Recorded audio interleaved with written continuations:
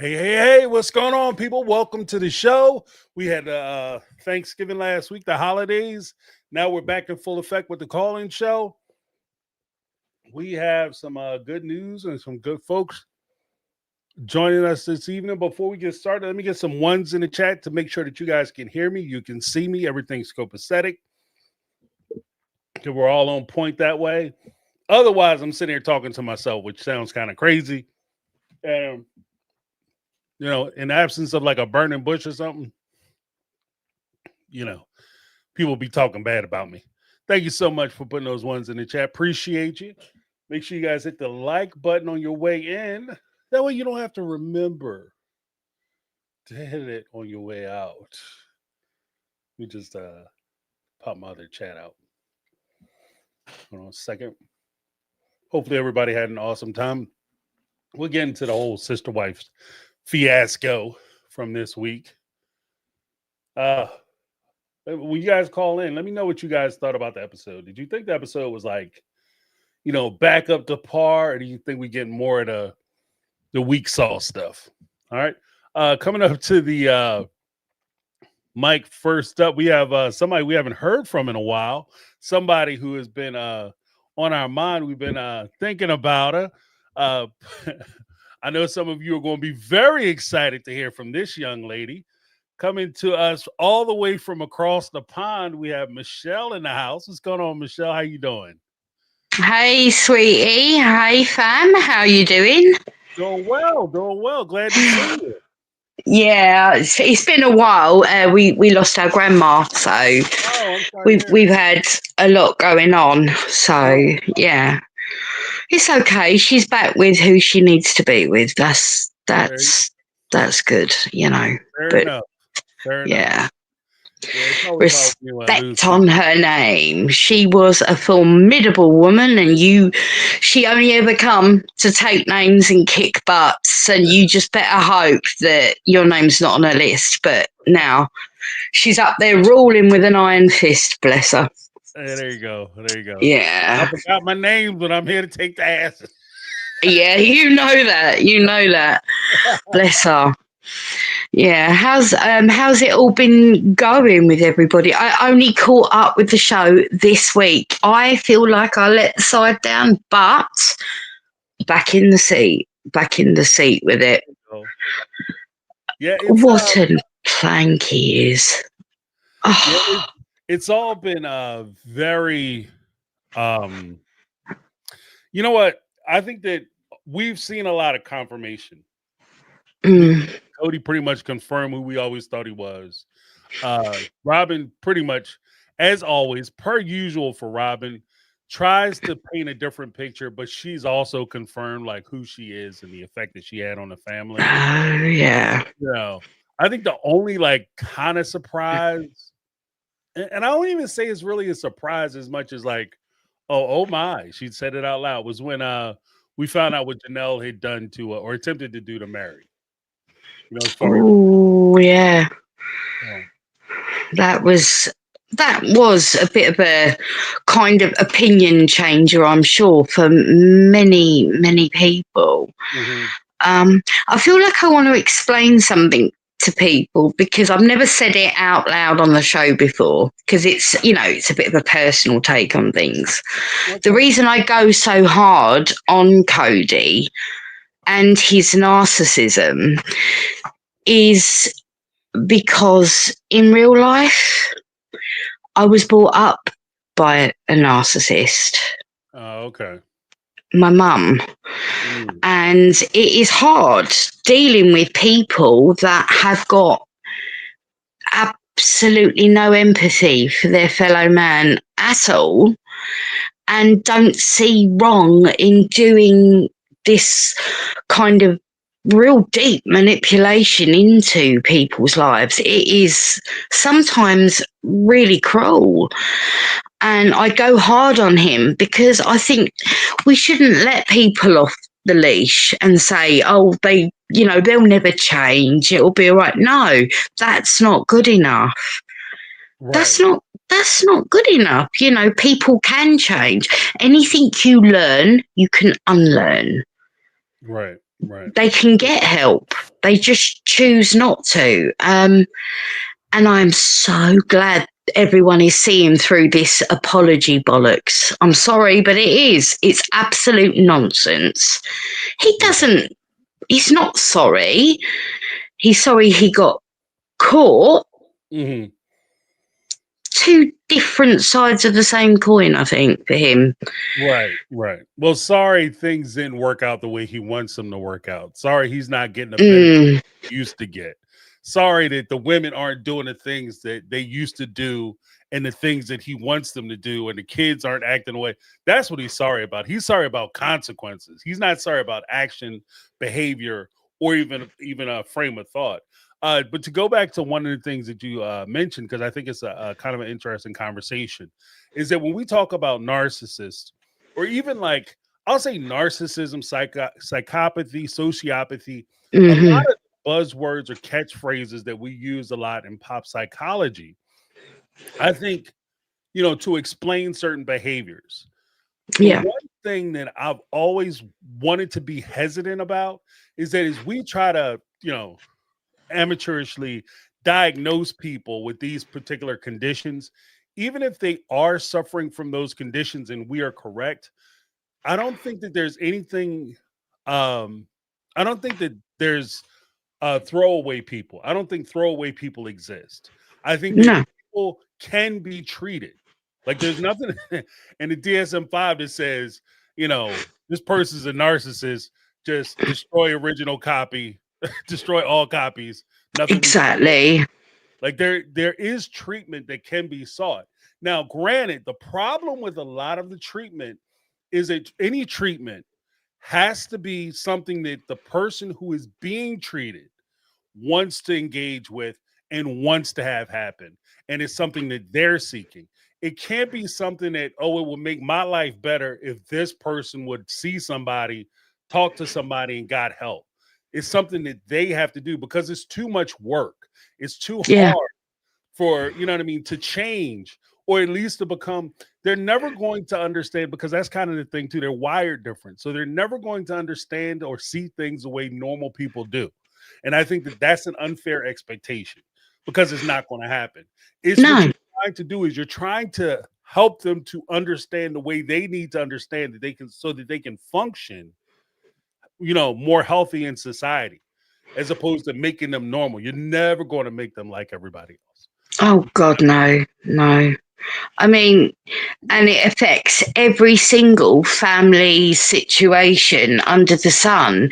It requires, sort of trying to work with people that in any other avenue of life, you'd be like, hell no, you're not doing this.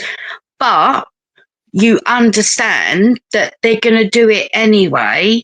And it can be really, really challenging. And certainly the life that my brother, my sister, and myself would have had, and the outcome would have been completely different, I'm sure.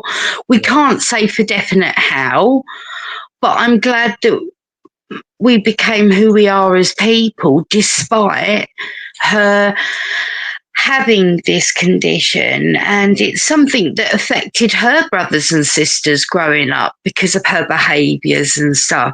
And I will say I very much love my mum, and I always will. There are times I can't tolerate the outcome of her behaviours, but I love her. And so there's sometimes I'll take it on the chin and I'll be like, okay, it could have been a lot worse than this, so I'll let that go.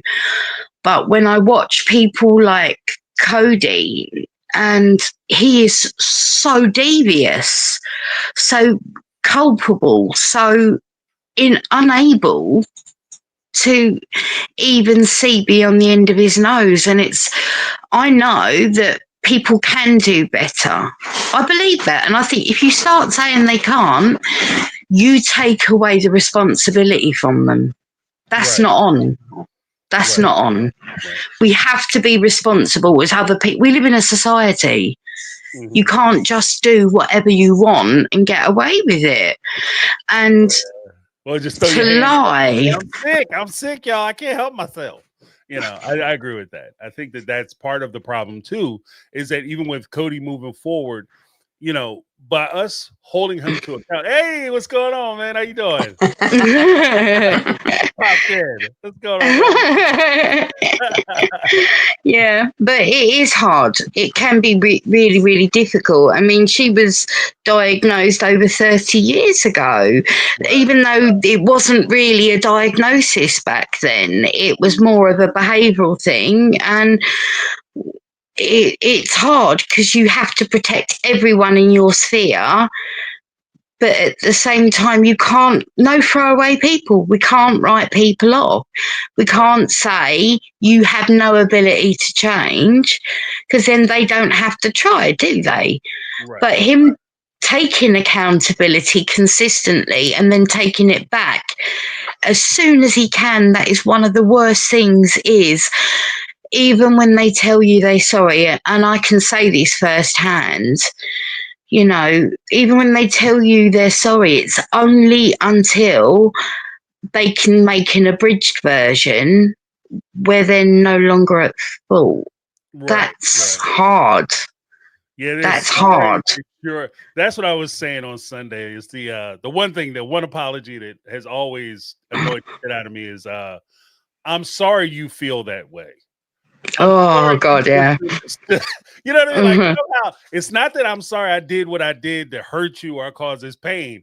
I'm sorry that you feel that I hurt you or I did something which offended you, which means that I necessarily didn't do anything wrong. And I think that's Mm, one of the things, well, like one of Cody's superpowers, if you will, is that he's tied into a community where his behavior isn't seen as anything deviant. So he gets no. away with a lot of it because of the community and the people that he surrounds himself with. Because they'll look at him and say, bro, it's not your fault. It's these women. They're mistreating you. You're the one that's the victim because they didn't get on your plan. They're not helping you do the things you need to do. And so it's Mm, not your fault. And so even when he goes away and he meets some normal people, and they're like, bro, you got to tighten your shit up. You got to start dealing with these people, because these are people, even though they're your kids, they're people too. You got to deal with them like they people. And he mm, gets that reality check when he goes home and he talks to Robin or he talks to Nathan or one of the buddies that he has, one of the other guys who's in polygamy too, doing the same thing that he's doing. They're not going to admit that they're wrong either. So yeah, no. I don't know why you're taking blame for something that's not your fault. Even Robin this week, I don't want you saying you're sorry for stuff that you didn't do. You What know, a snake. What an absolute snake. Just, I don't know whether she genuinely sees things that way. If she does, then I'm sorry for her, because to be that self-involved takes effort and right? training, you know. But she's not helping him by helping him out of the immediate blame. Eventually, all things come back home and he will have to face these people. I feel bad for his children that are hearing in the press that he's making so much effort, and it doesn't have one toe in the truth. Not Right. one toe in the truth. Well, that actually kind of touches on something that you had mentioned earlier. And I think that it's important that we also recognize that it's not just about the narcissist or alleged narcissist and their behavior, but it's Mm, also about the people that they affect. Like in your mm, situation, you're talking about how you were personally affected by your mom's behavior and how she treated you. And mm, we see that as an example on the show is he's going out and he's saying these things. Imagine how hurtful it is that you know that the reason why you don't talk to your father is because he hasn't been concerned with you or your situation, only to mm, watch him on TV repeatedly come out and say, oh, I've been trying to contact them all the time. And even though he's telling that lie for us, because, we're supposed to be the dummies who don't understand what's going on, you know the truth if you're his daughter. You know the truth yeah. if you're his son. You know that your phone hasn't been ringing and he hasn't been trying to contact you. And even in the light of that, one of the craziest things, if we're going to keep it between us, one of the Oh, craziest excuse things, me. sometimes they get people to believe them when they say these things. Sorry. Yeah, You that know what I mean? happens so frequently you wouldn't believe. Right. Yeah, I've had the speeches off people when had to take a hard stand on something because it is particularly damaging, Mhm. and you have people say, "You can't be like that. You've only got one mum. Right. You know, she's your mother. You shouldn't be. Why don't you just? I'm sure you've got it wrong." And it's like, one, no, I haven't got it wrong. I'm Two, not I'm crazy. still her daughter as Right. well. And, you know, you don't get a horrible pass because you're someone's mum. I have a daughter that, you know, if I chose to, I could be absolute hell on wheels, but I choose to be a grown up and I choose to have empathy with her and know that she's a fantastic person. But it's part and parcel of it's not in my nature to go hard at her. Why would I? Right. If something's not her fault, I'm not going to make her apologise for the knife in the back. I wouldn't do that. Right. But there are situations where you have what they call them flying monkeys now, but these Mhm. are people that, like, the offender will take into their confidence, make up a whole heap of waffly crap, and then send it back out there as though it's the absolute truth. And there are going to be people that will turn on you because they think they're doing the right thing. And you have to take into account in them moments.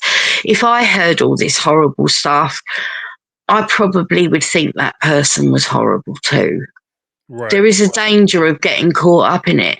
So the only thing is, you know that sooner or later she will or they will do the very same thing to that person. Mhm. It's a numbers game, and it's a case of when that happens, I'll be ready to be here for you and give you support Right. Right. because they're Right. acting from a place of ignorance. They don't know, Right. you Right. know. Well, because part of the problem too is I think that when you're explaining to somebody what happens with your parent, they Mm, don't see your circumstances. They don't see your no, relationship. What they see is an idealized version of their relationships. You know what I mean? Not everybody grows up. There's some people who grow up with fantastic parents. I had really good mm, parents. But I always appreciated my parents, not just because they were good parents, but I've seen bad parents. I've mm, seen what a bad parent looks like. And mm, so in that comparison, I've always been cognizant of the fact that I've been blessed in that way. But at the same time, I've been very aware that not everybody has been blessed that way. So when people talk about their situations and their relationships with their parents or kids or loved ones or those types of relationships, I understand that I have to listen to what they're saying and not try to put any prejudice that I may have about my particular experiences onto that person or yeah, their yeah, experiences. You know what I mean? Because I might look at, I don't understand me. I would call my mom. I would, if I had an argument with my mom, I would try, and I don't understand why you're not talking to him because that's my mom. But mm, my mom didn't do things that other people's parents have done to them, which may warrant for their own personal self, their own personal mental health and their own sanity. They have to disconnect from that person because for them to continually try is not only a drain on their psyche, but their soul. And it yeah, takes away their ability for them to be able to function and do the things they need to do for not only for themselves, but for their families and for their kids. So, I mean, you do what you have to do in order for you to, yeah. and it sounds like you've taken lessons from your negative experience Oh, yeah, growing up in that household and applied it to your parenting when your relationship with your child so that you don't have that same pain for her and you don't pass that yeah. on, which I think is commendable too. all it is, and it's a sadness, really, and it's going to sound like it's not, but it is a sadness to me because I evaluate how my mum would handle a situation, and I have to do the exact opposite. Mm, The exact opposite. I mean, it is heartbreaking because there's a generational thing that you want to be able to say, I'm going to pass this down to you because my parents passed it to me. No. If right. I did that, my daughter would be destroyed and I would be responsible. Mm, And there's no way of getting out of that. But it means I'm quite hard to be around because I insist on standing 10 toes in the truth with everything I say. I, I feel that words, you are responsible for the things that you say and you do in this world. And mm, nothing good comes from doing something bad. Nothing good can come from it. It's bad money that way. You know, you right. don't do it. So, yeah, I still get things wrong, but when I do, it's my fault. Right. Right. Not XYZ, this person did this, that made me feel. No, no, no. That's on me, buddy. That's Right. on me.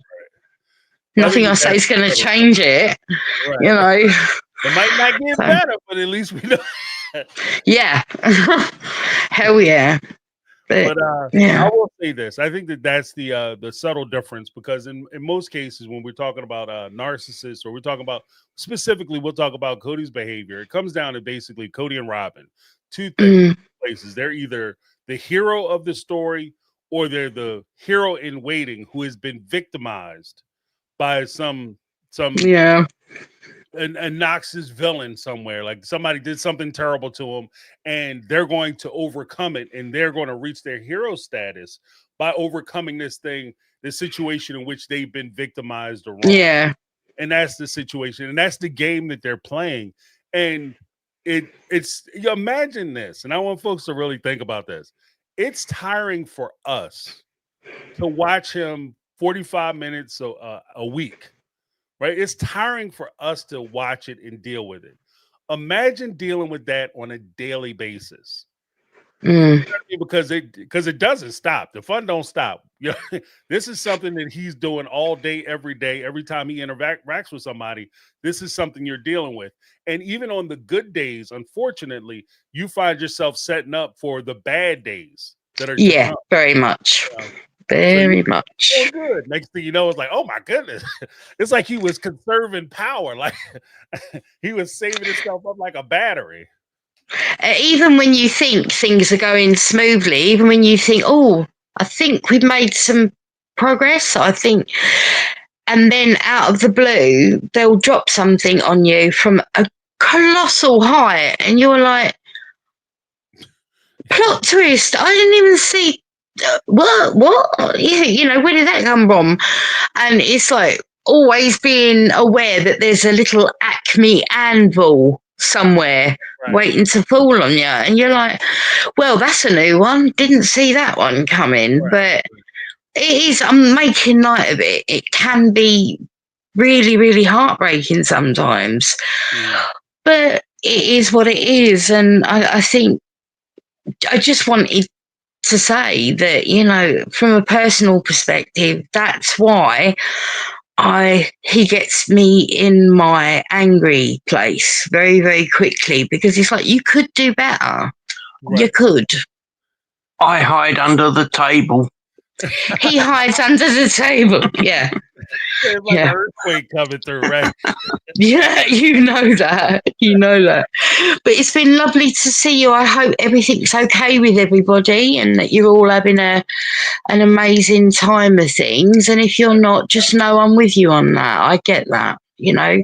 The feeling is reciprocal because you know we've been asking about you. We've been wondering what's going on. Hopefully everything is well. You know, not that you guys Yeah. are doing it. I get it because the time difference, especially. But just know that we've been thinking about you. We've been our heart's been with you, especially in this trying time. We didn't know that was going on, but Yeah. for you. One thing and another. I call it life getting in the way Yes, sometimes, yes. you know, Life is very life. much. It doesn't play. And it certainly isn't for the weak. That's what I've always said. Life ain't for the weak. You got to be strong to be in this game. Hell yeah. Hell yeah. But my love to you all. Mwah. All right, Michelle. All right, Mister. You have a good one. Good seeing you, buddy. Okay, take care, my lovelies. Bye. Take it easy. Awesome. That's awesome. We have Michelle and the Mister in the house. The governor was in the house, y'all. It was amazing. I'm so happy to see her. We have a lot of folks in popping up. Going to his apology tour because shoot, what is this? Miani said, then I'll get to Megatron in a moment. The only reason Cody was comfortable going on his apology tour is because he knows these women are weak and let him play in their face. No lies detected. You know, because there's some people, look, exes, like it's weird too. Because I talked to my wife about it. You know, there's some things, like I'm not going to sit at the table. I'm just saying for me. I'm not sitting at a table. Like, I know it hasn't happened on the show yet, but I'm just going to come right now and say it. I'm not going to sit at a table and listen to, like, one of my wife's exes talk about, yeah, girl, you know I was loving that thing. You know what I mean? What? Bruh, you trying to walk out here without no shirt on? Like, what the shit? What? I'm about to tear that shirt off your back, son. Like, what are you talking about? Oh, you know, I just let you know that I love breaking you down, girl, in the morning time. You know how we used to do it. What? You know I'm married to her now, right? You are not making her life. Yeah, that's crazy. And I agree with the somebody had said, you know, because there's always this question. There's always this question that we kind of ask.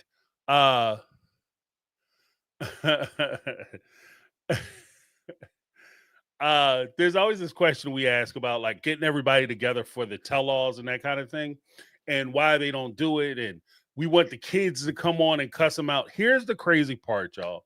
And I don't want to be the guy with the thumbtack and busting everybody's balloons, but let's be real. Somebody with Cody's condition, somebody with his mindset, they don't care.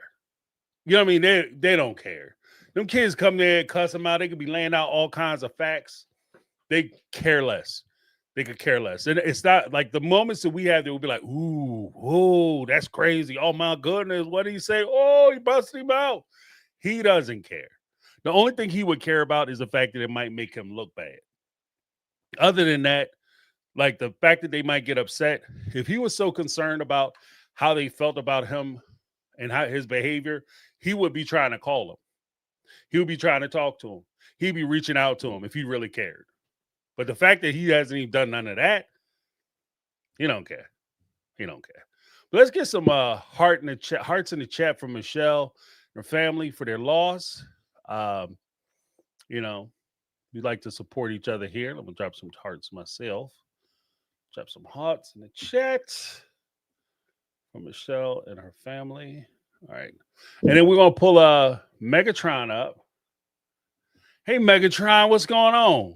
Hey, y'all. Hey, Jays, my tech family. Hey, everybody. How you doing? Man, listen, I'm doing great. I'm doing good. I feel good. There you go. No worries. Dust it off. You know what I'm saying? There you go. It's Tuesday. It's Tuesday, but you know what? It's cold. It's rainy, but I'm positive. And I was just in here listening to Michelle, and I'm like, "Whoo, Lord, have mercy, baby. Life is life." Yeah, it is all day. Life is life, and all I could sit here and think was, how in the world did they put up with all this drama with this man for 30 plus? There's no way on this earth. I wouldn't be able to, I didn't do it for 30 minutes. Listen, 30 minutes worth of hell, man. I was out of there so fast back on 95 coming home. Listen. And you know what I said? We give these OG3 hell for staying so long. I said, but you know what? I gotta stop. That right there is pure mental hope power to deal with him and that woman for as long as they did. There's no way, because I could only tolerate it for not even a full hour on Thanksgiving. And when I say all hell broke loose, all hell broke loose. And I was on the way home, and I said, you know what? they put up with somebody like that for 30 years. Bro, it wasn't even an hour and furniture was moving around there. Them two personalities, I was like, you know what? I talk my talk about these women staying, but baby, that takes a whole nother superpower that I have no clue how to tap into because I wouldn't be able to do it. Yeah, you know what? And to be honest with you, it's we give them a, you know, I'm gonna say we. I give them a hard way to go. Historically, I know I do. And I think that is a point. Like, I understand, like, you got kids with somebody and you're trying to, but it's just so hard because part of you is like, at some point, you have to stand up for yourself because clearly nobody else is going to. Like, nobody's coming to save you. You got to save yourself, sister. And if you sit up there letting this man and this woman, you dumping all your check and everything you got. And I know we talk about the money a lot, and I want to be very clear about this. I know we talk about the money a lot, but the money is something tangible that we can look at and see you have more of or you have less of. Can't see you have more love, can't see you have more self-esteem or less self-esteem. But money you can count. So that's why I focus on, talk particularly about the money. But you're giving like all this time, attention, money, energy, effort, your soul, your spirit, your children. You're pouring into these people daily. Right. They could care less. They could and I thought, care less. James, can you I was on the show Saturday and y'all heard how I was sounding. I could barely talk. I could barely get up. And that was just 1 hour of dealing with a Cody and a Robin situation. And that's basically what I was dealing with when I was home. And I thought, listen here, my blood pressure, it was through the roof. I'm at the emergency room. My kids in the you know, and I'm just like, they did this shit for 30 plus years and ain't had a stroke, ain't dead, ain't had an aneurysm pop or nothing. So it makes me look at this whole, it's like, you know what, I got to give them their props because there's no way humanly possible I would be able to survive that and walk away the way Christine, Mary, and Janelle did. Because either I'm gonna be off this earth or they gonna be off this earth. So somebody gotta go. It ain't gonna, all of us ain't gonna still be breathing. Say the stop is coming. You know what I'm saying? Because it's like, that is a lot. And I'm thinking, you know, the kids are watching this, you know, because of course my kids are seeing the situation that I was put in Thanksgiving. And the way it affected my kids was wild. And that was only one day of it. I can only imagine 30 plus years of it. And I'm thinking like how, you know, Logan is kind of like, he don't want no parts of it. I just want to be peaceful. I just want to live like Logan legit is I want to say him and Hunter are like the lowest key of all the kids because they've seen it. Like they've seen it longer than the rest of them. And I get it now. I understand it from a personal point of view. Like, that is a lot of trauma to deal with.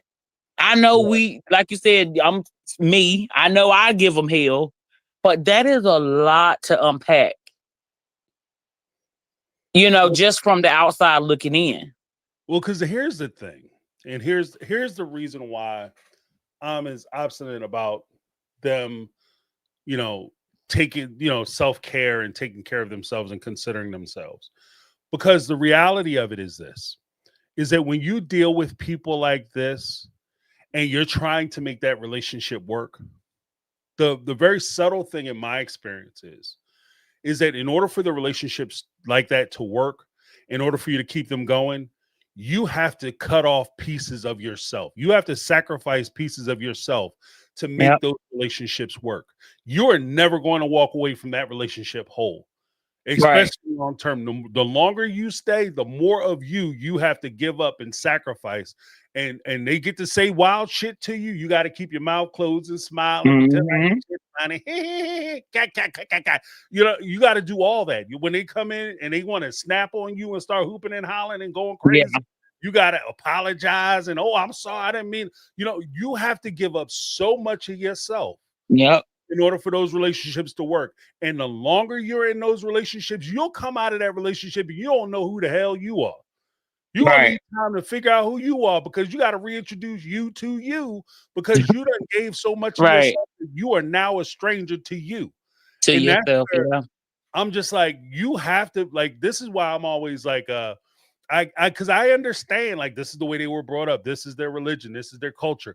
But at some point, like, I understand that in order for you to work in this relationship, you have to.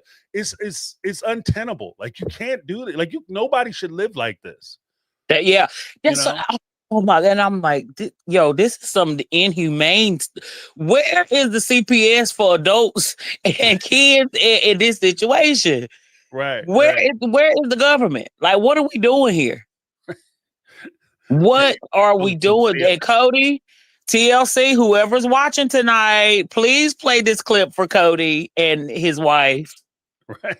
Because James is hitting them with this knowledge, and it's just like, cool, it's making the hairs raise on my arms. Because yes, yeah, look all of what you said, and I'm, like I said, I'm just looking at it from a personal angle now, and it's like I'll say it, it's my brother and his wife. And they are the Cody, and I'm like, these are the Cody and Robin. So which one of the OG3? Like, who the hell am I? Ain't none of them. Because when I tell you, within an hour, baby, furniture was flying, moving, fur was flying, animals went flying. No animal was hurt, but they did go flying a few times. No animals were hurt in the filming of this episode. And I'm like, how, and I remember, I think it was Maddie when she was talking to Leon after Garrison's funeral, and she was like, I can only control my reaction. I can only control my reaction. Mm-hmm. To hell with that, because my reaction is going. That's why I got my phone. I'm calling from my son's phone tonight because my phone had to replace it. Because baby, I was mushing phones and faces and places that you didn't want the sun. I can control my reaction, but my reaction is not going to be, oh, we're gonna talk about it and we're gonna play Apollo line. I'm gonna sit here and listen to you lie. Man, I'm not doing none of that. You want the smoke? Guess what? I got the kerosene. So let's get it. Smoking the bad baby. I'm all in there. Let's get the fire started up in here. Right. And I'm just, James, I listen to you every week and I'm like, James is so educated. James, James can talk that good talk. And, and a lot of this I applied in my own personal life, like your positive messages and your affirmations and, all of the good stuff. That's why, Cody, whoever you got watching us tonight, if it's you, if it's whoever, take something away from what we're like. What's the old saying? You catch more flies with honey instead of vinegar. Yeah, well, that's one way to say it. Yeah. Sugar versus the shit. Yeah, I got you. And so I'm just like, you know what? Has anybody ever sat this man down from like a real man to man? Because that Nathan, his eye can't stay on the prize. It's going all over the place. Yes, I'm taking the dig. But, it's like he really needs a real genuine male, somebody to help guide him and show him the way. And I was like, wouldn't it be dope, James, if you got a cameo on the show? What they call those people, James? Like a life coach or something like that? Oh, yeah. Cody, I know y'all watching. Jen, whoever, one of y'all, hire James to be Cody's life coach. I don't know if I got the patience. Like, it's just crazy. I don't know. I'll try, but I'm James, I don't know if I got the listen, you can do it, James. You can do it. I know you can. You got this. That dude would have me pulling my hair out because the craziest shit, and I won't be honest with you. The craziest thing that you can ever experience is when you have an experience with somebody, because you hit on that thing that just is like one of my pet peeves. Is when you have a body of, like I call it, a body of experiences with a person, right? You've gone through things with this person, and they come in, and I understand people can go through the same situation, and everybody has a different perspective. I get that, but I'm talking about something different. I'm talking about when somebody comes in and they say something that's blatantly untrue or did not happen, and they stand on that shit. like it 100%. You can't tell me because you know you. What are you talking about, crazy pants? And the Yeah. problem that I have with that is that 9 times out of 10, they done said that story so many times to whoever the hell it is they talk. Mhm. They done told that story so Yep. many times that they actually believe it. Hey Jay, you know, I said it on one of our shows not too long ago. I said, I bet you they pass a polygraph because they believe their lies. Like they literally believe them. Even though you got 25 hours worth of footage showing them that they ain't true. Yeah, you can say Robin's sitting there saying, when we went camping, I never put makeup on my face. Why would I put makeup on my face? That's ridiculous. We're camping. I would never do that. That's silly. That's just blaming me. And you have footage of her putting makeup on her face. Sitting there putting makeup I don't know on. where they got that from. Well, someone did that. It was what Trump said is AI. It's Yeah. You being manipulated. You know, they edited that wrong. That wasn't when we were camping. No, it's always an excuse. Right. It's always somebody else's fault. Like Michelle was saying, no accountability for anything. And it's like, I don't think they are around real life people. Like who are you surrounding yourself with that allows you to think your reality is it's not the real world. Right. Like these people live in this faux world, and it's like I don't understand. Like, you know, my brother and his wife, literally Cody and Robin clone, just dipped in chocolate, and it's like, wait, what? There you go. What Cody said, I haven't been reimbursed. Yeah, you know what I'm saying? And it's like, how does one's mind come up with the shit that is coming out of your mouth? Right. I had to call this, and I had to call my other brother and said, boy, you got your glasses clean because I need you to see this shit I got to tell you that happened. Because my other brother, he was at work. He wasn't there. And I was like, yeah, you got to clean your glasses because I need you to see the shit I got to tell you. And, you know, it became a whole thing where it's like, how I genuinely want to understand, how does your mind come up with the shit that it comes up with? Right. What's missing or what's extra in your brain so we can go and get it fixed, possibly, hopefully. Right. Well, because I think you know what I'm saying? Because it's like, what is it? Hydrolysis? When they used to, it's like a new age hydrolysis or something but no, Cody and Robin really need some for real help. Well, because I think that it just comes down to they get fixated on, because there's a couple elements that I see happening, especially as Cody's going out doing the tour or whatever that he's doing for special forces. They have the input from people that they have surrounded themselves with, and they give them the support system. So they can't possibly be wrong because everything they did was right and they had every right to do it. Then they focus and fixate on, instead of listening to like the whole scribe of why people disagree with their behaviors, how they treat their kids, how he was treating the wives, etc., etc., etc. They hear one part. There's also a pet peeve. They hear one part of like a 10-minute, 20-minute conversation. They hear maybe 2 sentences out of that, put it together in some crazy, funky ass way, and then build a whole narrative around that small thing that they heard. And we saw Robin do that. We saw her do it in this last episode. Like, you could, like, oh man, I sat up on this bed so straight. I don't know about nobody else. I said, that bitch, listen to her. Like, she wouldn't even, like, she was literally cutting him off. Right. And he had to fight to try to finish his thought. Yeah, that's also the, because when you're dealing with people like this too, I've known people like this. That's what I'm saying. Like usually they have there's a pity party script. I call it a pity party, right? It's a pity party script that they have that they want to roll out, and they don't want any interruptions or alterations to their particular script. The problem is for Cody and Robin, you have 2 people who have their own pity party script and want to get their part out. Right. And you can see them stepping on each other's toes. Like Right. Cody was running all over Robin's lines, and that's why she was all humped up and frumped up. Yeah. She was so offended that he was saying some stuff about the kids. It's because he wasn't giving her the openings that she wanted to have, so she could demonstrate how she was the reasonable one, and how this was all somebody else being mean to her, and how she's the victim in this circumstance, even though she's trying to be the hero.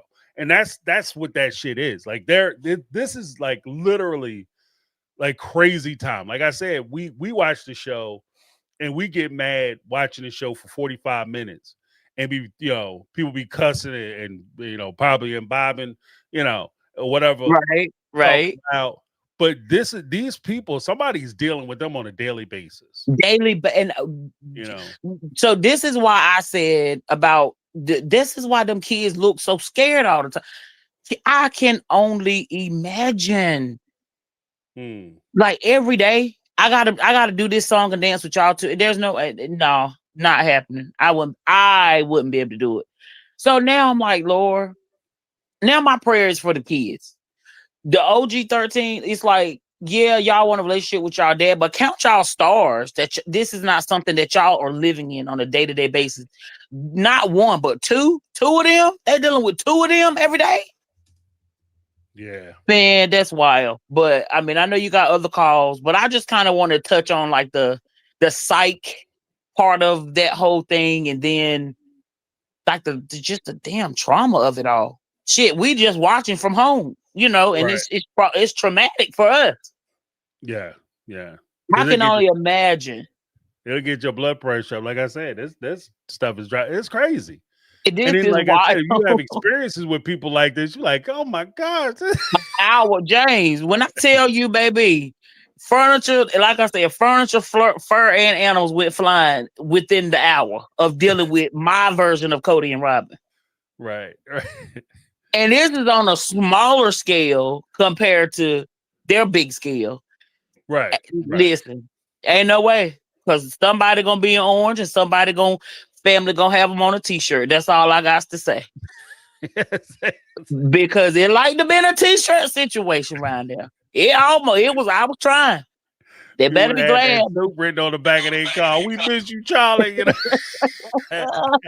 Look, they be organizing some balloon releases around there. I'm telling you. And you know what? I had to come in, and I think what really broke me was this is a blood sibling whom I grew up loving. And something that you and Michelle touched on earlier, where it was like, we make excuses. Well, that's my brother. I got to put up with their behavior. Well, he's the kid's, and it's like, fuck all of that, nigga. Leave me alone. Don't talk to me. If you call me, you will be slapped. You've been slapped with a restraining order, harassment, anything you got to say to me, you call my attorney. Period. Right. Point blank. And I think that how Maddie had her breakdown about her relationship, like that's the kind of breakdown that I had too. Because this is my brother and I love you, but you're not going to talk to me any kind of way. And I'm not putting up with a bunch of foolishness. Yeah. Because you got, what I'm saying? That's the thing too. You got to protect your own mental health. Because you have things to do.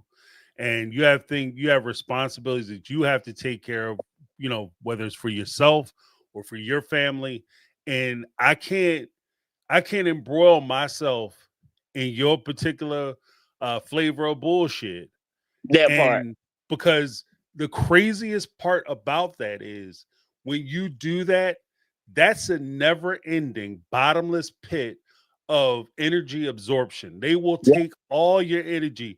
You'll be sitting there thinking and worrying and talking about them until the sun come up, until the sun go down all day, every day, and making yourself sick. And the ironic part is that they won't think about you twice during any of the time that you're doing all that for them. And they'll drive you crazy. Yeah. And then they sit there like a hawk on the wire waiting for you to croak so they can claim, well, this belongs to me. This is, again, back to the alleged. That's why I believe he bargained Janelle for that boy's estate. Because of I'm telling you, there's no way he walked away and said, okay, well, you can just have it.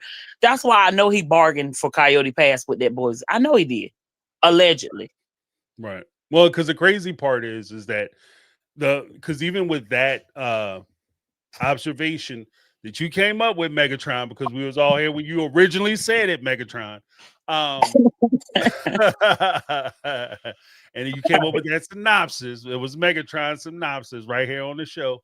Even when you said that, the craziest part to me is I not only can see that happening, but it's unironically him bartering and bargaining with something that he has no rights to. Oh.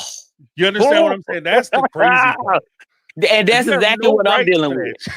That's what, and James, that's exactly what I am literally dealing with my version of Cody and Robin.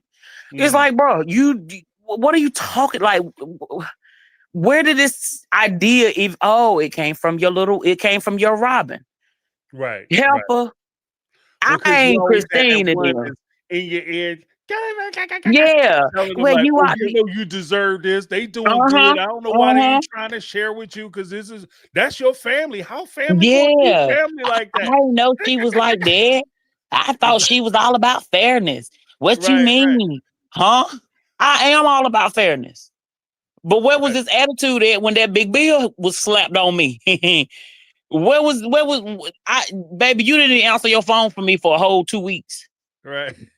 So they pulled a Bernie back out. Who gonna pay this bill? Turn it back on me. We'll take care of the bill. Me and my brother. He got him walked out.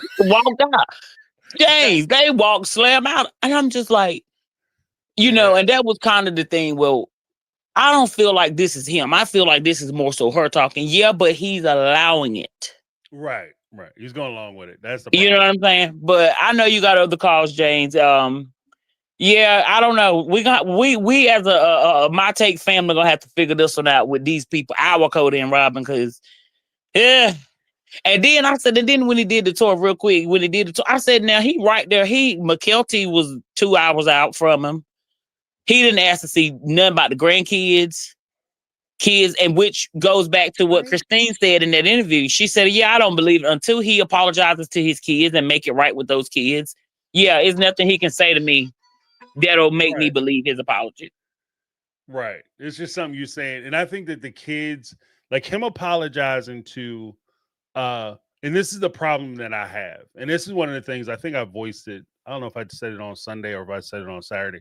One of the problems I have with this whole thing is that as a fan, as a person who watches the show, I hate to say refer to myself as a fan, but as a person who watches the show, I would like to see a scenario where Cody comes out, and because it's a visual art, it's a visual art, I would like to see Cody apologize not only to the wives but to the children. Yeah, definitely. The reality of it is, though, is that if he does that, I'm adverse to apologizing.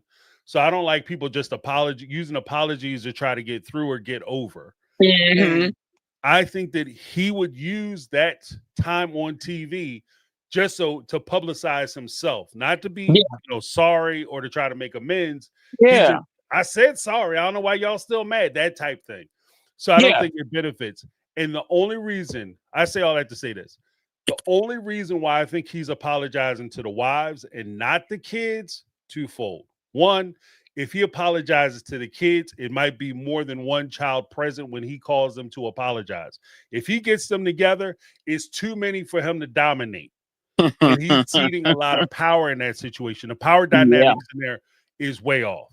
Two, I don't think that the kids would allow him to be on TV, and they won't allow themselves to be used to propagate his story that he's a good dad. They're not going to allow themselves to get used. So they don't want that apology for them to happen on TV. And because it's not happening on TV, guess what, y'all? It's not going to happen. Not going to happen. Come on, Pat. That's how you know it's disingenuous, too. Mm-hmm. And he also said it to Robin, too, this last episode. He was like, I swung the knife so hard, I cut myself. You mad because you cut yourself. You ain't mad because you around here wielding knives and swinging them. I'm mad because I cut myself. He said it. Not allegedly, folks. He said it. Right. So yeah, but now this is James' synopsis on My Take. So any content creator take this and run with it. Make sure you mention James and My Take on reality. Right. We got Rome members. Come on. Right. Hey, don't But be I shy. appreciate you taking my call, James. And Hey, I I still appreciate you listen. calling in. I got something that I wanted to send you. And it's ironic that you broke your mug because it was another big mug. Oh, yeah, I'm sending you that because I wasn't sure if you still wanted to do it. So I will send that to you. Yeah. It's sitting in the car. I got the notification today. It was on the Black Friday sale. I was like, oh man, I got to get this Oh, that's out good stuff. yeah. Okay, I got you right now. I'm gonna send that off right now. Okay. All right. Well, I appreciate you taking my call, y'all. And I Hey, appreciate it. I'm thank gonna you for still be calling. watching. I will still be watching. So All right. Don't worry, keep we ain't hope gonna talk alive, bad y'all. about you when you go. That's not how we roll. Anything we gonna say about you behind your back, we already said it to your face, or we You know practice what I'm how we saying? gonna say it to your face. That part. Cody. Again, life coach. I'll be the assistant. How about that? There you go. We'll make a I'll be whole the day of assistant. come on down North Carolina. We just do it down there. Maybe we get some of that barbecue. You know what I'm saying? You know what I'm saying? That part. And look, them folks had me so hot, James. I left all my damn food. Left the collars. I left the barbecue. And look, when I got home, I said, that bastard. Now I'm really mad now. Because I'm hungry. I'm mad. I got my good Tupperware. Sons of bitches. Yeah. I had my stuff frozen. I said, Lord, but my sister's shipping it to me. So I don't know, whatever. Well, you know you But get all that right. deposit back. Just know that. I appreciate you. That All part, James. Have a good one. All right, you too. Thanks for calling All in, right. Megatron. Bye-bye. Bye. Let's give Megatron a little bit of support. Throw us some hearts in the chat. Let's give Megatron some support. If you guys want to call in, you're more than welcome to call in. We have the links at the top of each one of the chats, so you guys can call in and we can get it done. Yeah, I just, with Megatron talking about that again, like I think that's one of the things. That's one of the things that like you have to be careful about when you deal with people like Cody, because you're trying to get along with them. That you're going to have to give some stuff up, like your pride, your dignity, your self-respect. Like it's going to cost you. It's not free because he demands that cost. He demands that price in order for him to keep you around. So I think that's one of the things that's important too, that we recognize because, especially as we encourage him to try to reach out to the kids. The kids know, and that's the weird thing about it. Let's be honest. If these kids are willing to sacrifice their dignity, their self-respect, they have a path back in.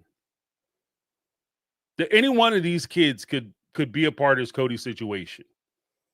But the cost would just be high. It's too high for them to pay. I think that's all it is. They could get back in.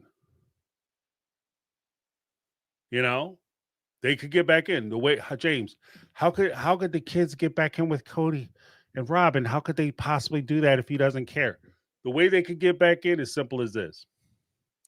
If they apologize to Cody for him feeling bad, and they accept and treat Robin in a way that he approves of and finds acceptable, and they would be back in. Simple as that. If they, Robin is right. She came into the family. She made all kinds of sacrifices. You're a wonderful man, Dad, because you brought this angel to come live with us, who made all these sacrifices to join the Brown family because we was all jacked up.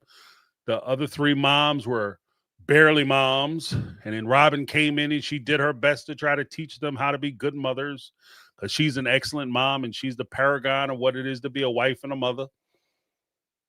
They would be back in tomorrow. The problem is that as I was saying with Megatron and I were talking about earlier, the problem is with those types of personalities, it's not a one-off thing. Like it's not enough that you just say that one time, do your little, Robin is amazing. You are awesome because you brought her into the family. Can I come back? Can I come over for Christmas? Cool, come by. No, you say that to get back in. Then when Christmas dinner comes and he pulls the table out and he sets everything up, you might have to say it coming into the house. Then he's going to stop before dinner starts. Let's go ahead and say the prayers. How they say the prayers like this. I'm going to say the prayers, y'all. And then after they get finished praying, he going to look at you and he'll say, okay, let's raise a glass and have, son of so-and-so, a daughter so-and-so, tell Robin about how great she is and tell her the speech you told me. And you'll have to do that affirmation every time you show up or some form of it. And that's going to be your cause for being in the family. That's going to be your cause for participation. And that's why, because these kids are, they have dignity and self-respect, they aren't willing to pay that cost. And that's why they have such trouble, the trouble that they have with Cody. That's just my opinion. Yeah, Kit Kat Monroe selling their souls. Yeah, you got to sell your soul. And that's the part that makes it so difficult. That's the part that makes it so difficult. If you have to give up who you are in order to have somebody else around, this is just the reality of it. And I know it sounds like, oh, you just saying that because you don't know. This is what I do know. I know that when it comes to this type of situation, you have to look at yourself and honestly say that relationship, even though it's important to me, is not more valuable to me than me maintaining my dignity, self-respect, and self-esteem. This relationship can't be more important than that. Because without those things, I'm not who I am. And if I can't be me in a relationship, there's no point in me having that relationship. That relationship can't be more important to me than me. And I think that that's where they're meeting their loggerhead. I think that's where they're meeting their obstacle. Because these kids are basically saying, I love my dad. I want to be a part of my dad's life and his situation, but I can't value him more than I value myself. And I'm not willing to give me up so that I can be around them. Because I'm telling you, and people say, well, but it's your child, it's your parents. You have to do it for them. As I said earlier with Michelle, that's your parents. Those are your kids. The sacrifice you're willing to make for the relationships you have. But when we look at their relationship and how this man has treated them and how he's conducting that relationship, and if you've ever been around somebody like that before, you recognize the signs. You see that if you give to that person your self-respect, your dignity, self-esteem, your pride, and everything else, when it goes horribly for you, you know what they'll do? You'll talk about the sacrifices you made and everything you gave up, and they won't even acknowledge what you gave up. They won't even say, like, you know what, you gave up a lot. Remember when you thought that you were a noble person, you had character, honor, integrity, pride. That's what I used to tell my kids, Chip, all the time. Character, honor, integrity, pride. I was actually going to put it on a little placard, create like a little seal, but coat of arms. But you did all those things. They'll look you in the face and deny the sacrifice you made. What's worse is that when they recognize, or it no longer becomes something they can deny or something that they have to accept that you did, even though they'll resist it, in immutable fact, you can't deny that I made these sacrifices for you. They'll look you in the face and retort without missing a beat, I never asked you to do that. Or if they did ask you, and you go through the hassle of trying to prove, yes, you did. You asked me because remember I got the tape right here. Click. And I'm asking you, they'll look you back in the face and retort almost in succession. You didn't have to do it. You could have said no. And you'll never win that conversation. You know why? Because ultimately they don't give a shit. And that's what I was saying about Cody earlier. Like, he doesn't care. So, I mean, there's that. If you guys want to call in, we have the link is available at the top. Are you guys not seeing the link? The link is available at the top. You're more than welcome to call in. I'll leave it open just for another 20 minutes or so. And if nobody wants to call in, we'll just call it for the evening.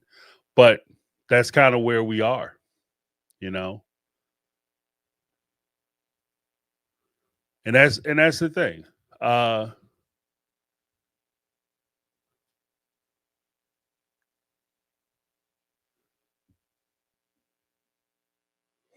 Where's Katie at?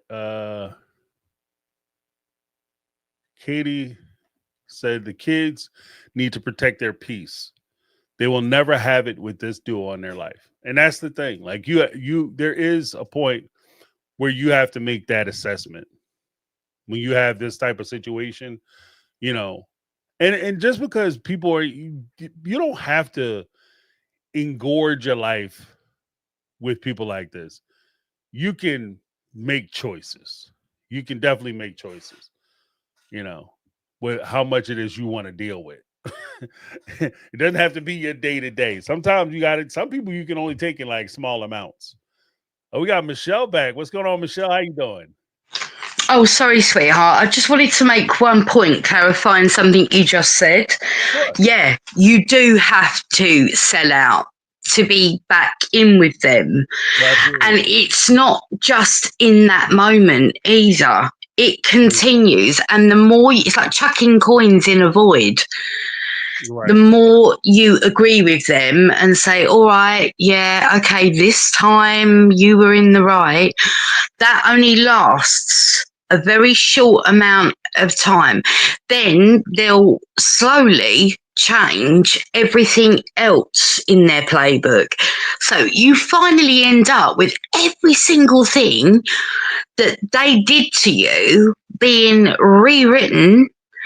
The abridged version becomes the new truth, and it's a never-ending cycle. You're not allowed to one time correct them and say, well, no, come on, that wasn't like that at all. And don't you remember? It's like, no, do you want to be kicked out again? Right. Do we have to do this again? You were wrong, I was right. Never the twain shall meet, and it does not stop, James. It doesn't stop till there is nothing left of your soul. There's nothing left of the truth. It all becomes about the abridged version. That's all I wanted to say. I'm sorry, I won't keep doing this, but no, you're fine. I'm just saying it is very much like you said. Exactly as you put it. You Right. sell your soul for the comfort of having these people back around you. You would settle for the most basic of crumbs, the most basic decency going, just to have them say, I love you. It doesn't matter how much they're desecrating everything you did for them. You've got to accept, if you go back, nothing you ever did was right. You didn't do for them anything you have done for them. And in front of you, they're allowed to tell the abridged version in your presence to people. And you have to be able to say, you know, all right, yeah, I'm the scumbag. Me. Right. I did it. It doesn't stop. And the longer life goes on, the more material they've got to chop and change. So I just wanted to tell you, you're bang on point, because that is exactly what it costs you. Exactly. No, I appreciate It's that. a hard decision to make, but there are people that cannot stand not having those people around anymore. They would sacrifice the essence of what is left of their soul if it came to it. Right. And the problem with cost too, because even if we talk about cost, the problem with cost is it doesn't cost you the same amount every time. Like, because we'll start off, you know, okay, I'm gonna just give a little bit, but your twos, your one turn into two, then your two turns into four, then your four turns into eight, And before Yeah. you know it, like, because it's never like they never go backwards. So it's not going to be that they're asking you to give up less of yourself in order to be a part. There, every time No. they come back and ask or need that refill, it's always going to be more. It's going to be more intense, and it's going to be they're asking you to sacrifice more of yourself. Like I said, like you just mentioned, they'll Yeah. ask you first. They'll ask you to sacrifice your dignity and your pride, but eventually they'll start asking and demanding that you sacrifice your truth. Mm. Because, like you said, they'll create these storylines, and the moment you go against their stories, as much as they love you when you giving up everything, I gave you a finger and you said you like me. I gave up my hand and you said that you can't, you Yeah. love me. Gave my arm, you said you can't live without me. But when I refuse to give you my heart or my mind, now all of a sudden everything that I did gets wiped Yeah, and it's worth back to nothing. less than zero. Because, like Yeah. you said, you have a history of giving into them. So you've already given them the positive affirmation that they can treat you like this and continue Hmm. to treat you like this, and you're going to come back. So they already expect you to come back no matter how poorly they treat you. And so now that just encourages more bad behavior at the end of the Yeah, day. exactly. Bang on point. I just wanted to say that, because you spitting facts. It is like almost like somebody repeating what you know, and the laundry list, the things that they can chop and change can completely distort everything that you ever did. Right. And they demand it. It's not even, would you consider? No, it's given. You need them that badly that that's it. Nothing you ever did was good. Nothing ever had a good intention. They ultimately crucify everything you have ever been because they now know you needed them. Right.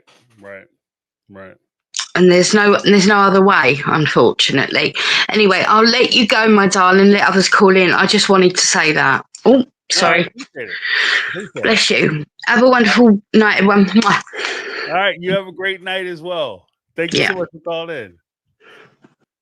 Also, this Michelle twice, y'all, making up for lost time in the house. Tanya, what's going on, Tanya? How you doing, Miss Hey, Kata? good evening. Good evening. This is normally around the time that I start making dinner for the boys and stuff. So I was like trying to wash the dishes real quick so I can jump on. Okay. Well, glad you joined us. Yes. I was just thinking, I don't know if y'all discussed it yet or not. How the hell does Cody go to North Carolina? And while he's driving in the car talking about I'm on my way to see Janelle, this one is gonna be a little easier. Like the nerve anyway. Right. Um, The he plans. had, I think I counted 7 grandkids and 4 kids out there, right? Right. Right. Was he not planning on seeing nay one of them on that trip? Can't. He can't see it. The crazy part is he might be able to see McKelty's kids, but he's not going to be able to see Maddie's kids. That's true. Which, yeah, That she doesn't does he want him even know how involved many unless she she can be more has at this consistent. point? Yeah, yeah, but I mean, it's still the point is still valid though. Like, because if I'm gonna make that trip, that is one of my stops. Like, that is my determination. I am going to go by the house. I'm gonna say what I need to say, and I'm gonna try to see these grandbabies. Absolutely. You know, Absolutely. I'm gonna call, leave a voicemail, something like, okay, I know you probably don't want me to see the kids. I don't even know how many you have at this point because I've been an ass. But can I at least see you? Make right? some kind of step. How are you in the mile radius of your children, and all you worried about is I gotta tell Janelle that I didn't mean that I never loved her. And that's like the least of what you need to apologize for. Right. After you stole hundreds of thousands of dollars. Like Right. that's the laughable part to me. You ripped me off for hundreds of thousands of dollars, and you want to come back and tell me, oh yeah, just so you know, when I said I didn't love you, I was lying. I was lying. I don't care. I don't Where's care. my Like, money? yeah, You that's not even anything I'm worried about. That's not what right. I'm losing sleep about at night. Oh, you think that's what was bothering me? God, he is something else. Yeah, And this then the guy. way I'm looking at them, and sometimes it almost seems like Cody taps into some sort of like understanding of what he may have done, maybe, and then Robin will just erase it. Well, you Mm, don't need to feel bad. You were hurting when that was when you were being an ass and calling everybody out and cussing out your kids and making everybody feel like trash. You were hurting. What? yeah, you were the one we were worried about. Yeah, She because just you got to have excuses it all. and that's why I say, damn the people who sit there and the enablers too, because Hmm. you helping this. You don't want greasing the rails. Yeah. And I think you're right. I think she realizes if he were to really go, because when he said he wanted to apologize to them, she was like, "Well, for what? What exactly?" I think she knows if he really apologizes for exactly why they were all mad and why they all stopped talking to him and cut him off, it would have to mean that her and his love wasn't worth all that, and she has some wrong in it too. Right, right, right. Because he was. I mean, that's the part about it that's weird to me too. Because she's sitting there saying like she did the whole little parable about I know women who in the AUB will be committed to a man and then he gets fixated on one wife or ignores that wife and he only focuses on the other wife. You mean like kind of how Cody was only Like what worried happened about to dealing you? with your ass? Right. Is that what we talking about? Yeah. So it's the fact that she recognizes it, she calls it out, but then she tries to pretend like she's so offended because if Cody said he didn't love them, then it would mean that he's like that. Not recognizing that it's not about, and this is one of the problems I have with her and people who sit there and harp on communication all the time. It's not communication isn't just about what you say, it's about what you do. And he was because you can communicate if look, everybody been in that situation. You sit there, you do something in the store, your mom tell you don't do something, you do it anyway, your mom cut a look at you. She didn't say shit, but you understood perfectly where you were in that moment. You understand what I mean? Exactly. Your mom cut you that look, she ain't say nothing, but the actions told you all you needed to know. And in this situation, if Cody was coming over and hanging out at your house when he should have been over at Christine's house, that communicated to her that she wasn't as valuable. So the whole little parable you was telling, like I think that also goes hand in hand with what you were saying, that she would have to acknowledge that not only was Cody doing that, but he was over at her house and she allowed that shit to happen. So you're not Right. gonna pull me into your, you know, you being accountable because you trying to apologize and get your little TV time in. I think that's the only reason why he's doing it. I'm gonna be calling it what it is. I think it is. I think so. How did Yeah. you feel about did you talk about Mary going out to San Francisco? Why is she going so far? What, because if she does meet somebody, is she gonna move from Parowan to San Francisco? Why is she going so far to date? She said technically she said she opened a move because she just sees Parawan as a business investment. She doesn't necessarily want to be there. So I mean, technically she could move. I, I Because I've mean, never seen anybody date like that. It's like I'm gonna go to New York, I'm gonna go to San Francisco, I'm gonna go everywhere, and right. then see what if I meet somebody, then I'm willing to move to that. That seems a little crazy. I've never seen anybody date that way. I mean, if you have somebody, when you're young, be like, yeah, I'm going to this place or that place. I'm going on vacation, and Mm-hmm. you take your good socks, your good drawers, and your best outfits, Mm-hmm. and your smell goods, but you aren't necessarily looking for a vacation or not a vacation, a relationship. So I Right. agree. Like, you Yeah, know what you're I mean? just Like, looking for a good time weekend. right, right. You try to have fun. Like, you're not. I'm gonna go there and I'm gonna find the love of my life. Because again, that you right back in the situation you were in before, where you're shortchanging your dating or courting portion of your relationship, trying to lock so you can leapfrog into a long term relationship with a person that you don't know. Yeah, Because if they that's weird. Yeah, if they live in San Francisco and you live in Utah, I don't give a shit how much y'all talk on the phone.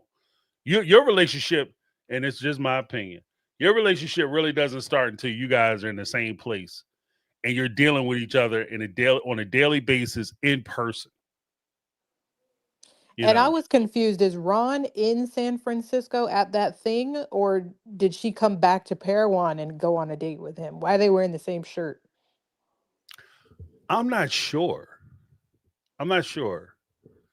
Maybe somebody in the chat knows. Like I think I don't think he lives in Parowan. Like I think he does live somewhere else. Oh, so he went to Parowan to go on a dating thing?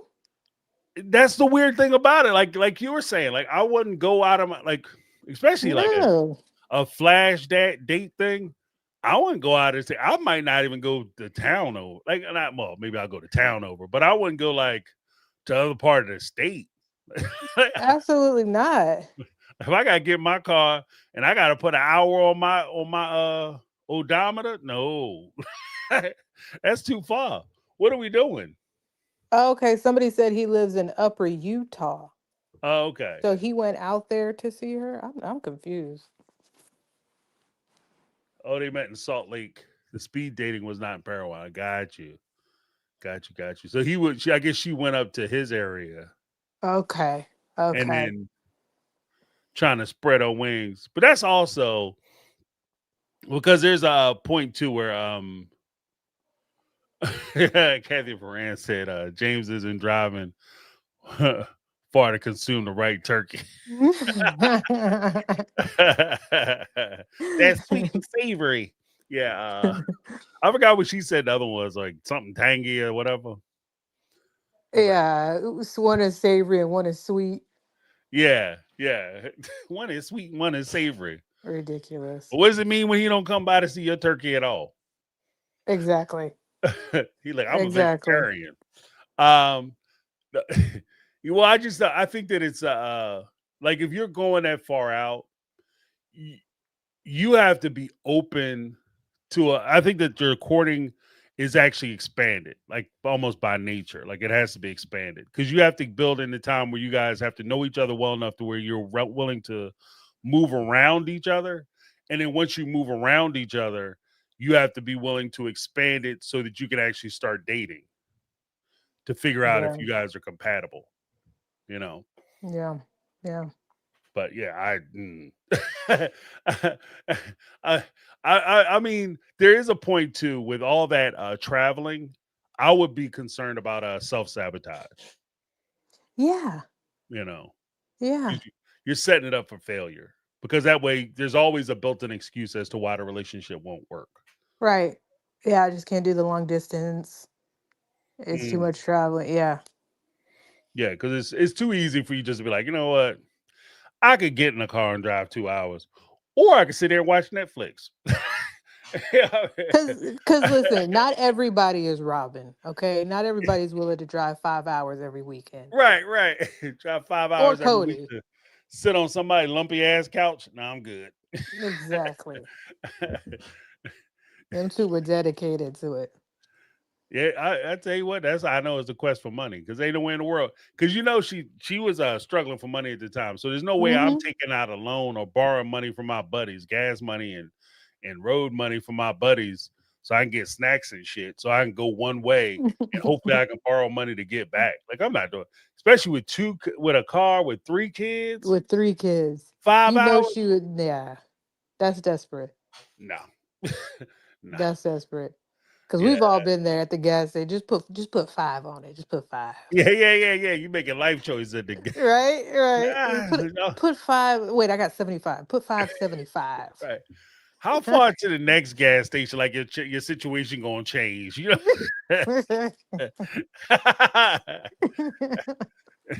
like it's gonna be different when you get to the next. You know, when I get to Getty, it's gonna be different. You know. But I have pushed it. Like I've gone places. There's a spot in Jersey called Pilot. They do tractor trailers and stuff. And usually their gas prices are like super cheap. So I have like I ain't gonna lie. I've been on the turnpike a few times and I be pushing that bad boy up like I could pull over and get some of this $5 gas or or I go ahead and try to go make it down the Pilot and you just find yourself on the highway And that's when you get close to the Lord, because you will be praying a lot, Absolutely. you know. Absolutely. I thought the scene with David was nice though.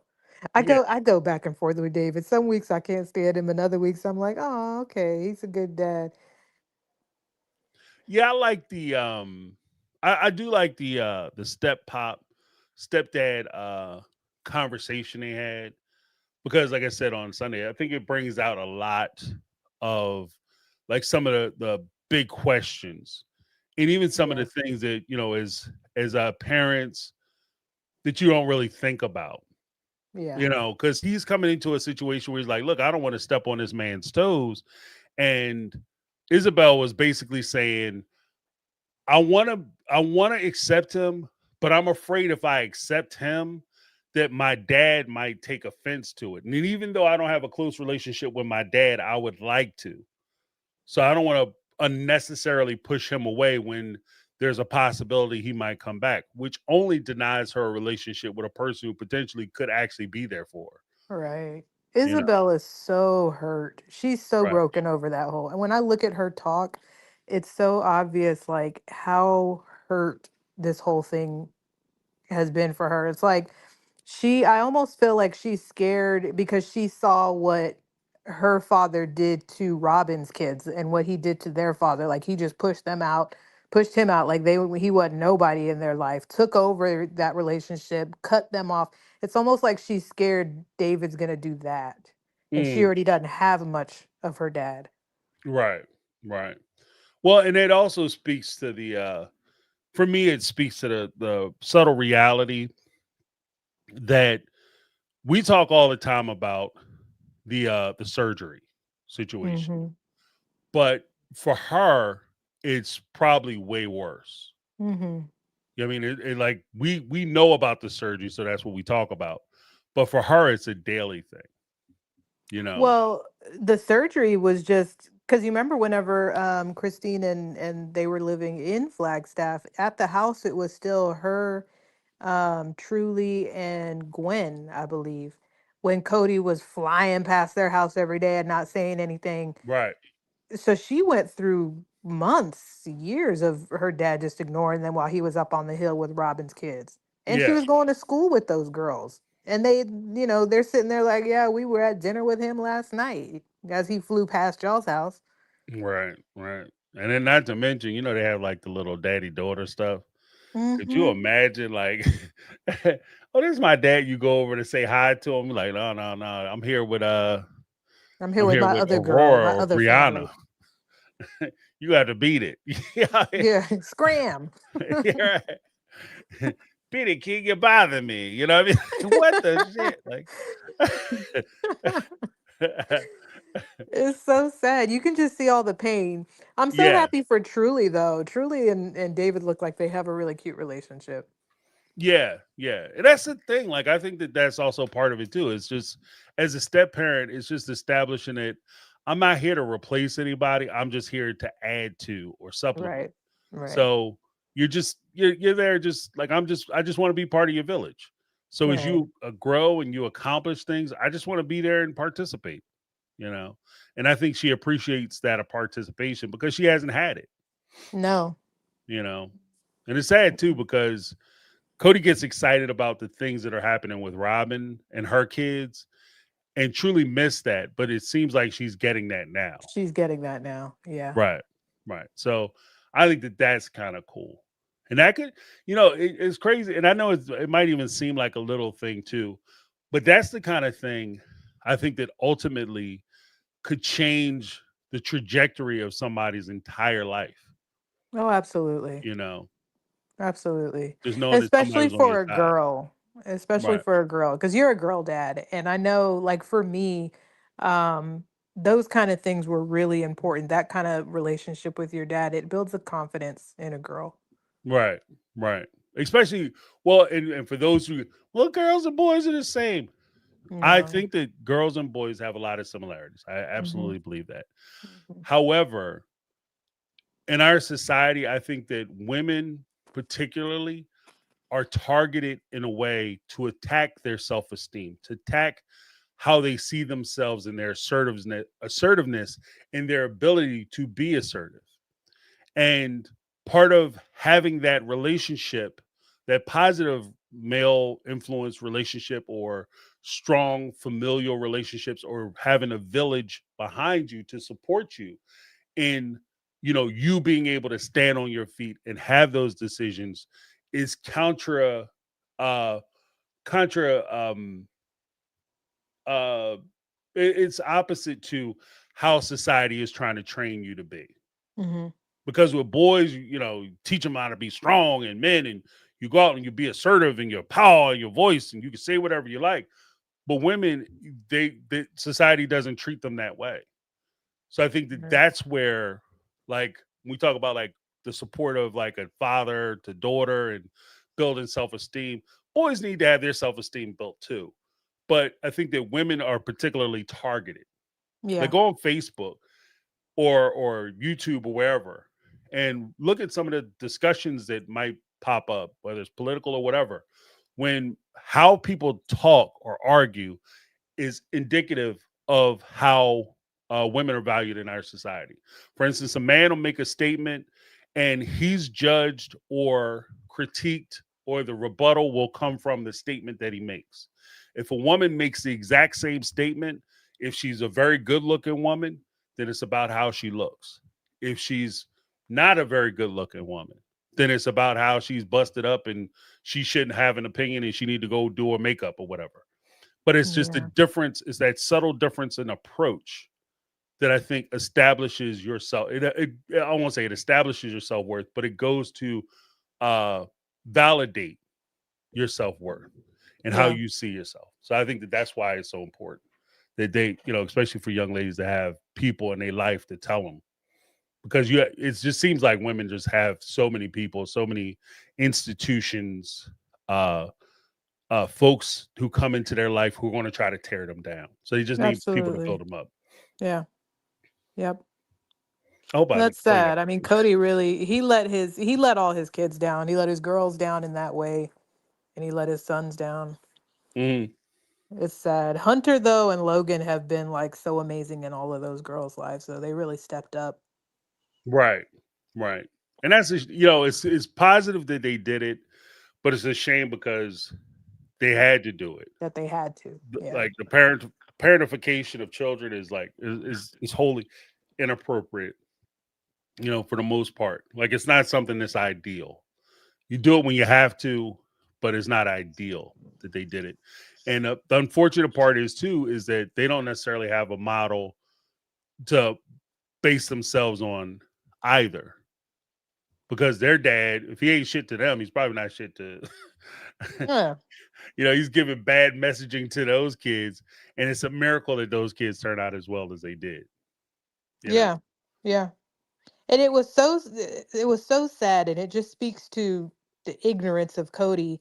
He didn't show up for Isabel's surgery, but then when he found out that Hunter was there and made it, all of a sudden now he's a little upset, and only because it made him look bad.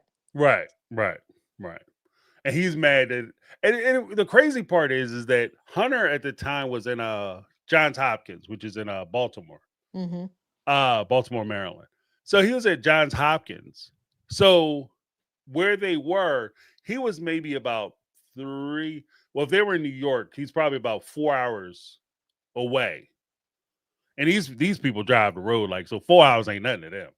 But he was closer, like he was probably closer to her than he had been in years.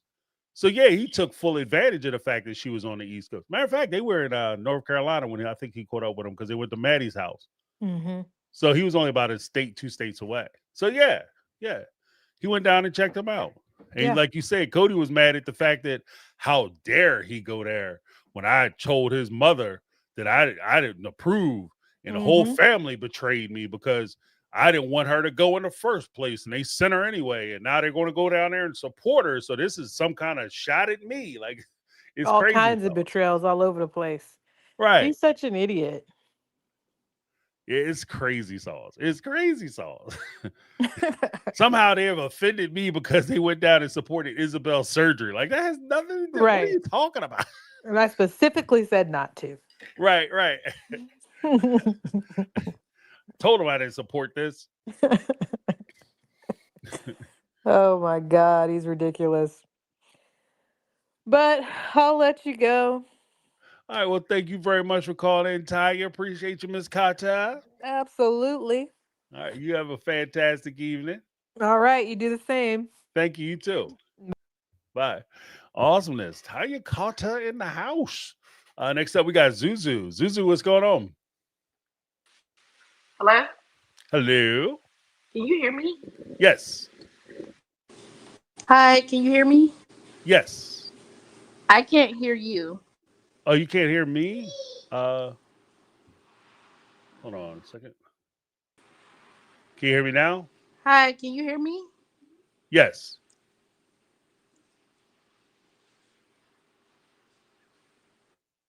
Hello? Just call back in. Call back in. Hello? Oh, yeah. Okay, she'll call back in. Oh, before we do it, let me give some shout outs to Unlimited Lipstick with the 279 Super Tune. Cody and Robin forget kids that aren't Robins even exist. Yeah, right. Who? Dad, it's me. Dad? Who does dad you speak of? Awesome. Let's go back to Zuzu. Zuzu, you hear me? Hi. Yeah, I hear you now. Sorry, I don't know what was going on. That's all right. We got it worked out now. All right. As usual, if you hear background noise, I got 5 kids. Sorry. No Or worries. as Cody say, I got 5 tenders. I actually this week caught the show.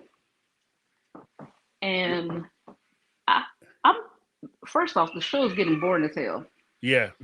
Like, I don't get it. I don't even understand what is supposed to be the catch of the show right now. Because the whole storyline, we've heard all of it several times. Mm-hmm. And then, like, even seeing with Mary going on the speed dating in Vegas, like you said. I mean, nowadays, the internet, I understand it. I get it. You want to meet somebody. But for speed dating and then the wet contest, white contest, come on, you 50 plus years old, you don't know what a wet t-shirt contest is? How stupid do you think we are? You're right. It's a way for you to be naked without being naked. That's all it is. Yeah. I mean, I didn't get the way she was trying to act like, oh, is it wet or what? White? Like, come on. You're not in high school. I can see if you was a high school student, you're like, oh, wet t-shirt, white t-shirt, okay. But you 50 Right. plus. Come on now. Well, it's a weird place because, like, I don't know. I'm trying not to be an ass about this, but I guess it's gonna happen. But I don't know too many guys who are like 50 years old, 50 plus, because she says she doesn't want anybody under 50. So I don't know. It's hard for me to imagine a guy who's 50 years old who wants to go to a bar and watch 50-year-old women walk around with wet t-shirts on. Exactly. You know what I mean? Like, is that what we doing? Like, this is what we doing that night? Nah, Pop, what you doing? Yeah. Peepaw, what you doing back there with me, Ma? You know what I mean? Got Peepaw, me, Ma out there doing the wildness. But I mean, everybody got their own freak, like, you know, let your freak flag fly. Yeah. But I just always kind of fall back on too. It depends on what you're looking for. Like, I don't go to I don't walk to an apple tree and pick fruit and then hopefully I can enjoy delicious orange juice. Like, if you going somewhere, in my mind, if I go somewhere and regardless of age, and the women are walking around with wet t-shirts on and they're available to talk to or try to date, we're not trying to create long and lasting relationships. Yeah. You understand what I mean? Like, that's not what that is. Like, I'm not, you're not looking for a wife at the wet t-shirt contest. Yeah, true. Hey, You know. well, as you know, the old saying goes, you can't turn a a hoe to a housewife. Right, right. You know, and I'm not, and like I said, I'm not hating on you. If you going, that's your groove thing. That's your groove thing. I'm just saying that, like, it's like when you go to the club. Like, you go to the club, you aren't necessarily looking for somebody because you can't talk in the club. It's not like we can No. stand there and have a conversation. The club is basically like the old folks tender, you know, Yeah. for the most part. Like, you go there, you just basically choose people on what they look like, how they move, and if you like how they doing whatever it is they doing. And then Yep. then maybe from that point you try to initiate some later conversation, but it's based on like the initial attraction, because it's not based on like any conversation or meeting of the minds. So, you know, we're not really getting to know each other's personality between like rump shaker and it's getting hot in here. Like, it's just, I don't know. Yeah, I agree. I think, honestly, I hate to say this, but I don't think Mary plays for our team. Well, for my team, I think honestly she is. I think she's more. She's attracted to men, but I think she is like, as far as what she's looking for a relationship, she's attracted to women. I believe, like, for like the love, the comfort thing that she's seeking, Mm, I think she's looking for that emotional intimacy from a woman. right, right. Well, I Like, mean, and it's I'll go on record. I think that in the society in which she grew up, a lot of those feelings, especially, I'm not even gonna say the society she grew up in, because we're in that same generation. And the truth of the matter is that the way when we grew up and how we grew up and the time we grew up in, now LGBTQ plus, uh, they have their challenges even now. It was yeah, a world back then. It was way different, you I know. agree. So And that, I believe, yeah. like she said, like her mother wouldn't accept that. Her No, father no. Her definitely mom wouldn't didn't even accept that. accept when she went and complained about Cody and how he was treating her. Her mom didn't even accept the fact that she was talking shit about Cody. Yeah, her There's no mom way in wouldn't the even let world her a get a mom would have been divorce. like, So "Okay, you like girls, as long yeah, as you happy married." Like, no, no. yeah, You I going don't to think hell? You so. going to hell? Then you in league with the devil? You know what I mean? You gonna have to get the hell up out my house. Like, people got kicked out of their houses back in the day. Yeah, and I I think remember that's there was a really time what's when wrong with her. you were I under threat honestly of think losing your so. job if somebody came out and said that you were playing for the other team. You were in threat of losing your job. You know, so I'm not going to say that she is or she isn't. I'm just saying that if she is, I understand why she may be either one in denial or two refusing to admit it publicly. You know, Yeah, and I get and, it. and And choose to stay also with closeted. the way with her daughter, son. Sorry, I ain't meaning this or anybody. But with the way that they are, I believe that that plays a big role in how she comes at things as well. Hmm. Because I don't think she can just come out and say, "Oh yeah, now I'm gay now, or I'm bi or Yeah, whatever." me too. Yeah. I don't think her. I think she'll be like, no. Yeah.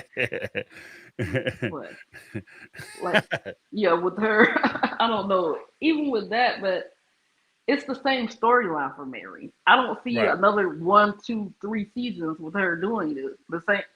We're gonna watch you what? Keep dating? I mean, they should put her on one of those dating shows for all the others. Like 90 Days Fiance. Put her in there in that mix with them. The You get 90 a Days British dude. Search for Yeah, Love. yeah. Yeah, Get a British dude. She said that's what she like. You know, go over there and exactly. get somebody. Yeah, go put her You on. you can hang out with Michelle and her husband. Yeah, exactly. I think that's really what it is for her. Because if you look at how close her friendships are, like with Jen and then this Amber person that Mm, we recently just met again. I mean, look at how close they are. Her intimacy, her relationship is more with them than it is with searching for a man out here. right, But right. I think that, and then I also watched this show this week, and Robin's Face. I mean, I don't like to get into what a woman looks like and this and that, but why when he said she's gonna apologize, she looked like she swallowed a frog. Like her whole facial expression, like, oh my god, like he's gonna do it. He's playing. You're right. And Yeah, he she's might like, have went I off don't give script on anything that. away. Like What do you mean you gonna really? apologize? Apologize for what? Yeah, About because taking all their money. like no, you're gonna make me look bad. Right, right. We might have to start cutting checks, Yeah, because the and admissions don't work. oh yeah, I think that's what it is for her. Robin doesn't. She doesn't want him to admit at how wrong he was, but also how wrong she was. Because I think in her eyes, she really sees it as, well, y'all were put out to pasture and you were supposed to be okay with it.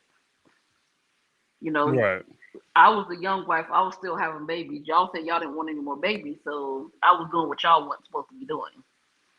right. Because I think they look at it as more of a righteous thing for her. And I think that's what she looked at it. Because if you ever hear in the early seasons, you hear Janelle say, well, I'm done with babies. I don't want any more babies. And then when Christine had Truly, she was like, yeah, this factory's closed. I don't want any more babies, Well, So, you know what? Things started changing too because they was getting money. yeah. Let's be honest. When you start getting money, your whole perspective start changing a little bit too. Yeah. Like, When you don't have money, you don't have money to lose. But when you start like, wait, how much am I spending? oh, yeah. I think that's what it was. Like, nah, these kids cost too much. I got to put them on health insurance. Right. I No gotta more pay for health Medicaid. insurance now. I gotta pay for food. How much is it? Oh my goodness! Like, Like, yeah.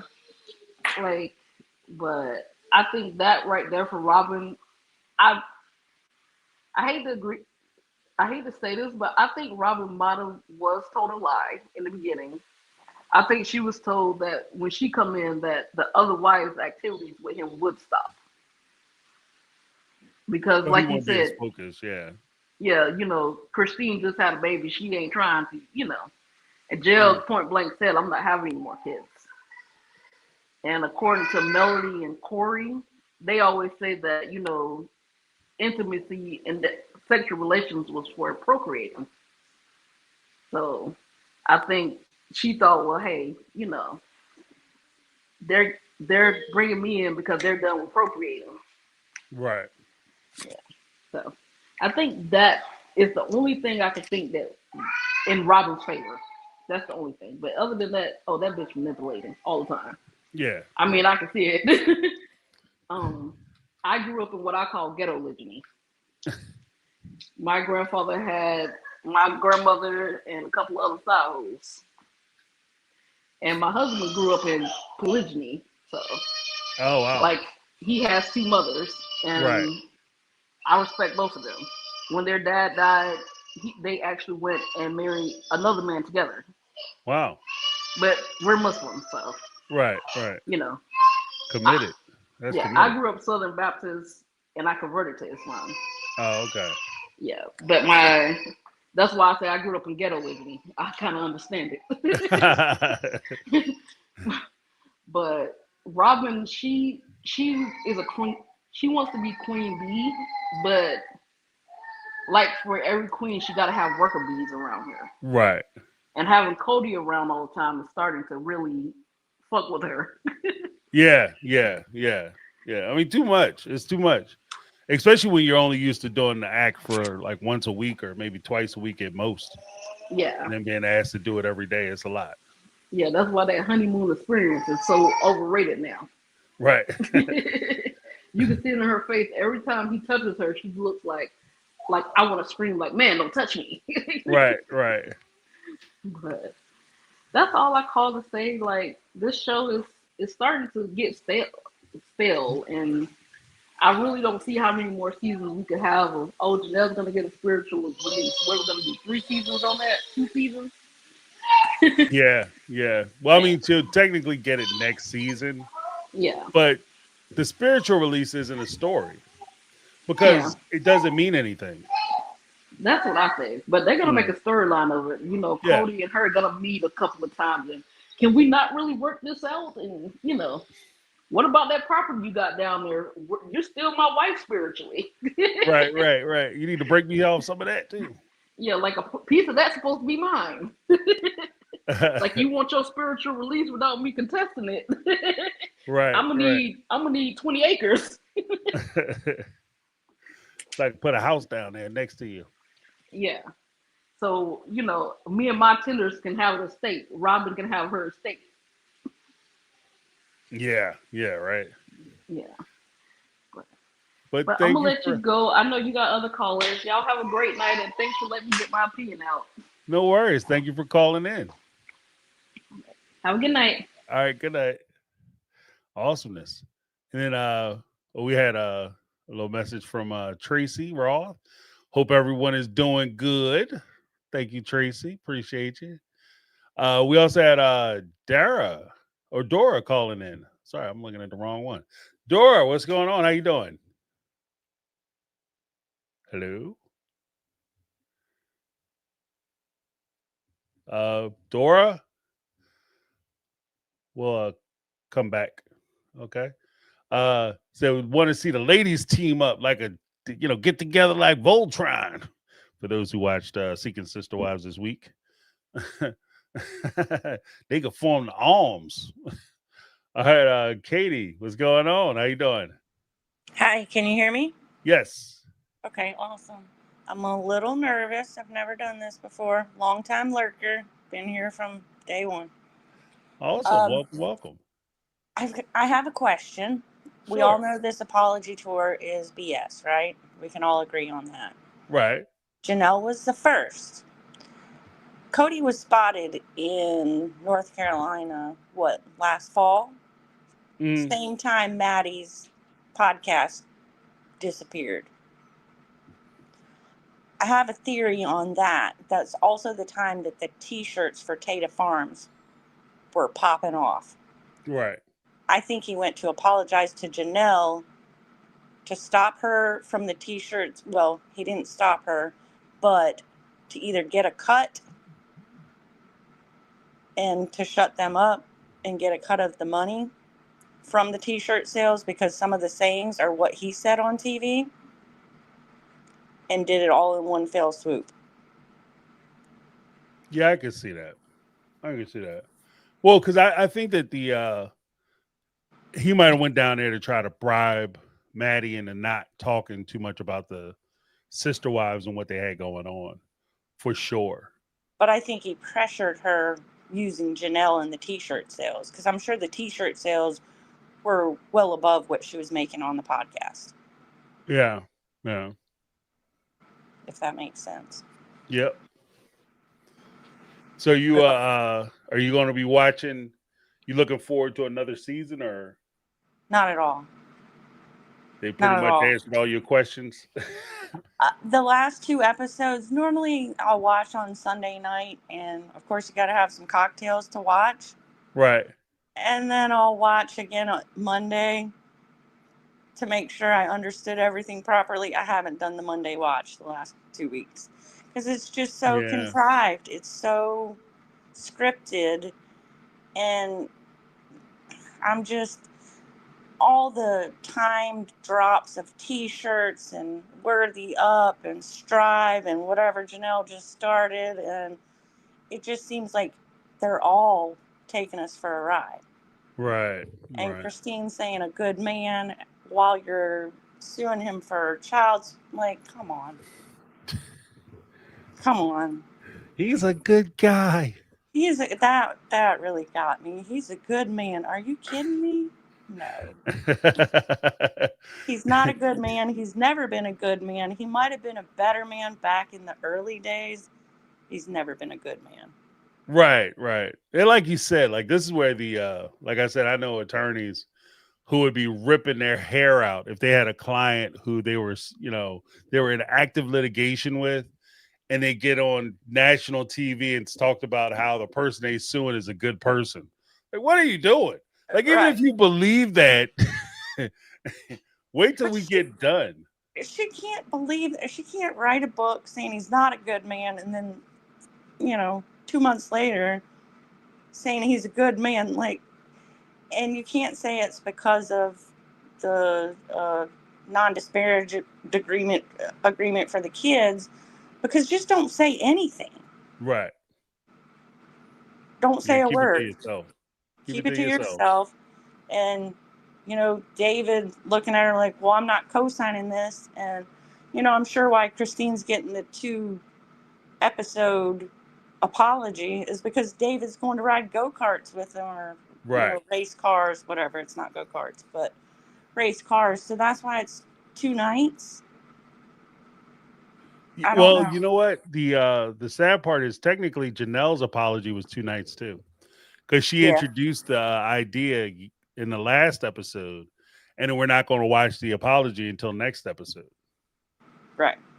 And then I guess we're going to follow him to the airport, because everybody else is back towards the West Coast. So you flew out here to the East Coast to talk to Janelle. Then you're going to fly back out to the West Coast, close to the West Coast, Utah, whatever. Utah and Parowan, and Utah and Southern Utah, to talk to Christine and David. Well, it says that Christine and David are in Vegas. Why the hell would Christine and David drive to Vegas to listen to a bullshit apology? I just wanted to go to Vegas. I mean, why didn't he go to Utah to meet them? They met in Vegas? I don't know. I think it's funny TLC is trolling Cody now with the promos. They're putting, when he said, I struck myself with a knife. And they said, did it hit you in your kidneys? That was hilarious. I mean, they're starting to troll him with all of this stuff where he says he's an asshole, and he is. Right. Or at least, if you want to do it, at least try. That's where I'm at. Like, and my whole thing is why are you apologizing if you don't mean it? Because it just makes you look worse. Nobody's looking at it like, oh, he's going to apologize, and I don't believe that he's actually sorry, and it makes you look better.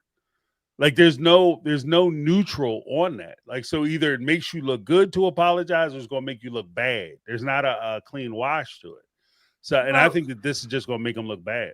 It looks worse, especially since all his special forces interviews, he's walking everything back. Right. So we're just watching bullshit content. Yeah. That they're just making up. And so he's going to go apologize. And he doesn't still talk to his children a year and a half after Big G's death. Well, because he don't have any intention to. Like I said, I don't think that if he wanted to talk to his kids, there's ways to go about it. He could speak to his kids, but he's not interested in those relationships, so it's not going to happen. I think he's more afraid of the children than he is the wives. Because he controlled the wives for so long, he can get by on them. But the kids are the ones who woke up the wives to the mistreatment, I'll say. Right. I mean, it really was the children who were like, this is BS. Why are you putting up with this? It wasn't the divorces. It was well before COVID when they noticed it. And then COVID made it worse. And that's when they called it out. But I think he's more afraid of his children than he is the ex-wives. Right. Well, I just don't think he's interested. I don't think he is either, honestly. Yeah. It's too much effort. Because I think that the relationships in and of themselves, in order for him to heal the relationships and have and maintain those relationships, it just requires too much work. It requires work that he's not willing to put in. Because he's not getting a direct bit. Because, I mean, the truth of the matter is, for most parents who enjoy their kids, they just enjoy the people that their kids are. And so they enjoy their time with their kids. Right. I think he sees it as, what am I getting out of it? And I need to get more than just an experience or that warm, fuzzy feeling of looking at my progeny or hanging out with people I enjoy hanging out with. Like, he has to have, like, if they actually, not to be curt about it, but if they were to hit the lottery, or if they were to get some kind of big acting career or movie career, music career or something, especially something real flashy, then all of a sudden they would be the most interesting people in the world to Cody. 100%. and he would make every attempt, every effort. Like right now, he's going to drive. Like I think a few people have said it. Tanya said it tonight. Like he's going to be in North Carolina to see Janelle, to apologize to Janelle, and people are asking, how come he's not going to go over there and try to see Maddie, or why is he going to try to see the grandkids? Because they don't have what he wants. If Maddie was sitting there saying, yeah, as it turns out, I sing a little bit and I'm going to be performing at the CMAs, you bet your ass Cody would have been there. Right. You're my favorite daughter. I don't know why we don't talk. Cried, cried, He'd be riding the coattails. He'd be riding coattails. Right. I'm sorry. I should have had a better relationship with you girls. But what we need to do is rekindle our relationship. Maybe we could go out somewhere special, like, I don't know, the CMAs. Right? Yeah. Can you get me a ticket? Right. Get me a ticket to that show? I'll go with you. I'll just walk down the red carpet. They'll be taking plenty of pictures so that way we get our photos, that kind of stuff. Oh, for sure. Oh, also another thing that just popped in my head that I thought about a couple weeks ago. When Cody said that about Brianna Chicken Fry and Robin wanting to murder her. Oh, yeah. I so wish that he would have said that about Gia. So Teresa Giudice, I don't like that family much at all. But Teresa will protect her cubs. She will protect her children. I would have loved for him to say that about Gia and have Teresa come after him. That's the ironic part about it. As per with most bullies, they know who they can pick on. Because if he would have said that, he says that about Chicken Fry, people make comments about it. But if he had said that about Gia, to your point, Teresa would have been talking about that almost in every interview that she does moving forward. If he wanted to get famous, that would have been a way for him to get his name out for real. It really would have. Because Teresa wouldn't Teresa's one of them people, she don't let shit go. She's a dog with a bone, man. Yeah, she don't let it go. For those who don't know, she's from Real Housewives of New Jersey. Teresa is she's one of the original divas of that franchise. So yeah, she is not one to let stuff like that, especially when it comes to her kids. If you say so, that's part of the reason why she's not on Bravo now. Is because Gio was on Gia. I'll call her Gio, but Gia was on another reality show on Bravo. Had a rough time, and she felt like they weren't giving her enough TV screen time, and she went down there and cussed out Andy. Oh, I didn't know that. Yeah. That's why she's not on the show Andy now. Into a chair a long time ago. I can say a lot of negative things about Teresa. She cares for her kids, but other than that, I don't care for her. Yeah, horrible person, but she'll go to the mat for her kids. It was like between that and then she tried to come back after Special Forces, and basically Bravo told her they won't bring her back because she doesn't have a storyline to tell. Because basically they were doing kind of on Bravo what they're doing on Sister Wives now, where they're basically rehashing the same old issue, just representing it. Like for Teresa, she has some issues with her brother, Joe, and his wife, Melissa. And they just kept rehashing it. And then every season, they would talk about how they're about to get together and try to put, their relationship back on mend. And they're going to work things out. And then by the end of the season, they seem to have been able to come together and forgive each other. And then starting the next season, they all of a sudden have problems again. So they just got tired of doing it. But yeah. But I think that's across the board. That's why I was saying, a lot of the reality shows, we might be watching the decline of the reality show because it seems like a lot of the production teams have gotten to the point where they're no longer interested in trying to put together coherent or cogent stories anymore. Well, I think the problem is that they're coaching stories and not letting real life happen. Right. That's why we started watching. Well, because it's what I call the equalizer effect. The Equalizer started out, they were doing street crimes, like a street justice vigilante move show. On who was it? Queen Latifah was doing it. She started out, she's doing like street crimes, right? Somebody's missing or somebody got caught up and they framed for doing a crime they didn't commit. Equalizer come in, solve the problem. The second they started doing international issues and she was like thwarting global conspiracies, you can't go back to street crimes anymore. The problems that a lot of these reality shows have is they have these big explosions, these big episodes. And then once that happens, it's hard to go back to watching them brush their teeth again. Like we watched the breakups. After they had the breakups, I don't want to watch them go back and pick, wallpaper. And talk about talk about it for 5 years. Like, okay, shit happened. It happened. This is what happened. Let's throw it all out there and not rehash it for 5 years. That's where we're at with Sister Wives. Right. Actually, right. More than 5 years, right? Wow. Yeah, it's just like they've had their big explosions. The wives have all left. They've had the big arguments. What are you going to talk about now? Because you can't talk about polygamy anymore because you're not in polygamy.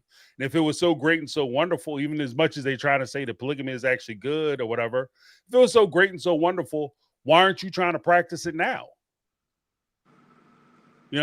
Nobody who left is trying to practice polygamy, but they're all sitting around talking about how great it is. If it's so great and it's so wonderful, why aren't you doing it now?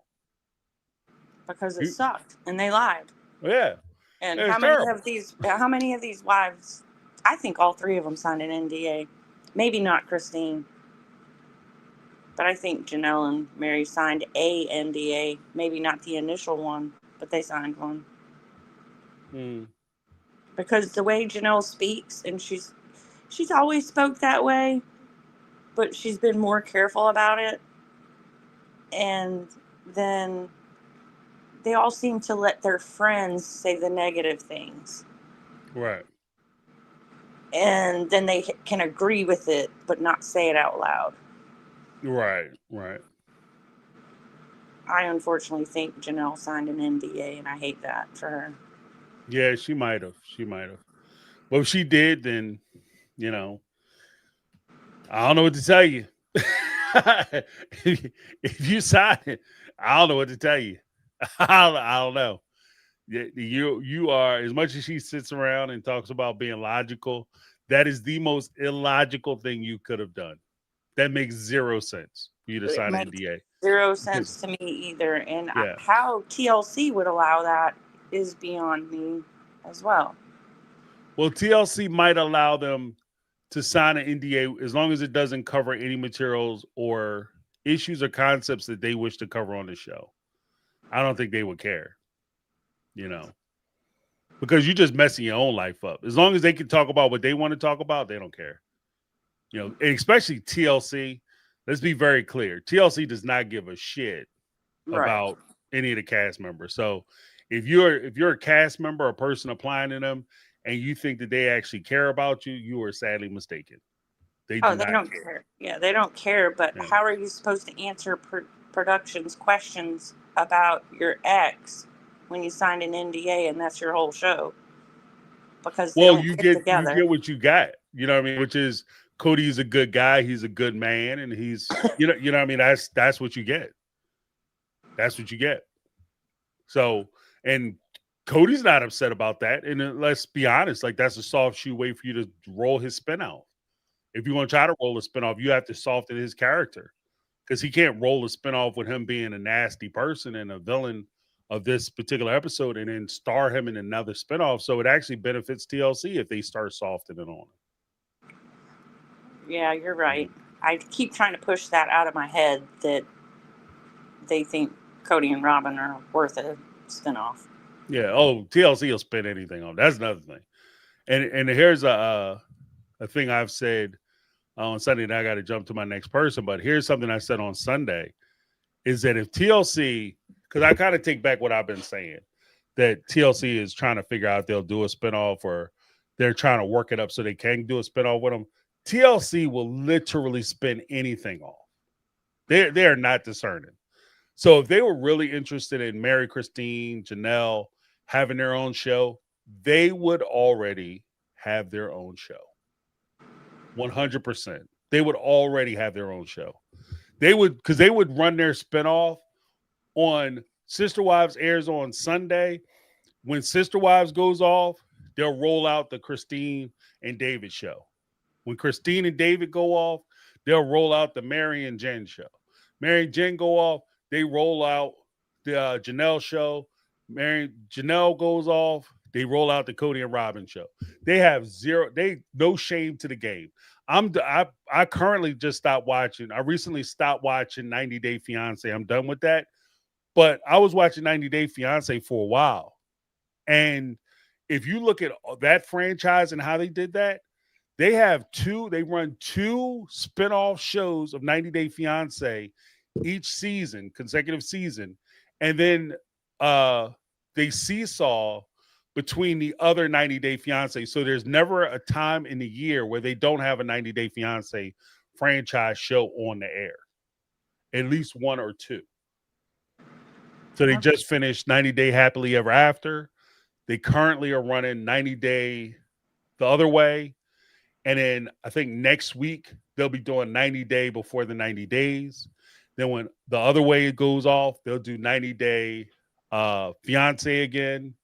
Then when the other one goes off, they'll do Last Resort, then Single Life. So yeah, they'll run it the whole time. So yeah, this is because I was thinking about it from a different perspective, but yeah, they will if TLC wanted to run a Sister Wives spinoff, they absolutely would do it. Okay, interesting. Yeah, I think Sister Wives is really the only TLC show I've ever watched. I think I caught a couple of, a little bit of the Duggars back when it first started, but that's about it. I watched Sister Wives because of Big Love. Oh, okay. I watched Big Love back in the day, and they started that right after, and I was like, oh, is this supposed to be about this family? And that's why I started watching it. And then I dipped out when it got boring, and then came back for the Catfish. That got boring. I dipped out again, came back for Christine leaving. I was like, thank God, finally. Right. Pretty much like everybody did. Yeah, that's this life cycle of this show. Right. So I think it's on its way out though. So enjoy it while it's here. I know. Well, I enjoy everybody here. I enjoy the community. It's the only reason I still watch. So I appreciate you, James. No, I appreciate you. Thank you for calling in. All right, thanks. All right, no worries. Have a great night. You too. All right, and then we have Carmel Cuties coming in. What's going on, Carmel Cuties? How you doing? Oh shit. There you go. Carmel Cuties coming in. Carmel Cuties, how you doing? Take two. Hello? Carmel Cuties? Are you able to hear me? Yes. Can you hear me? Yes. Okay. I was just going to drop something. My bad.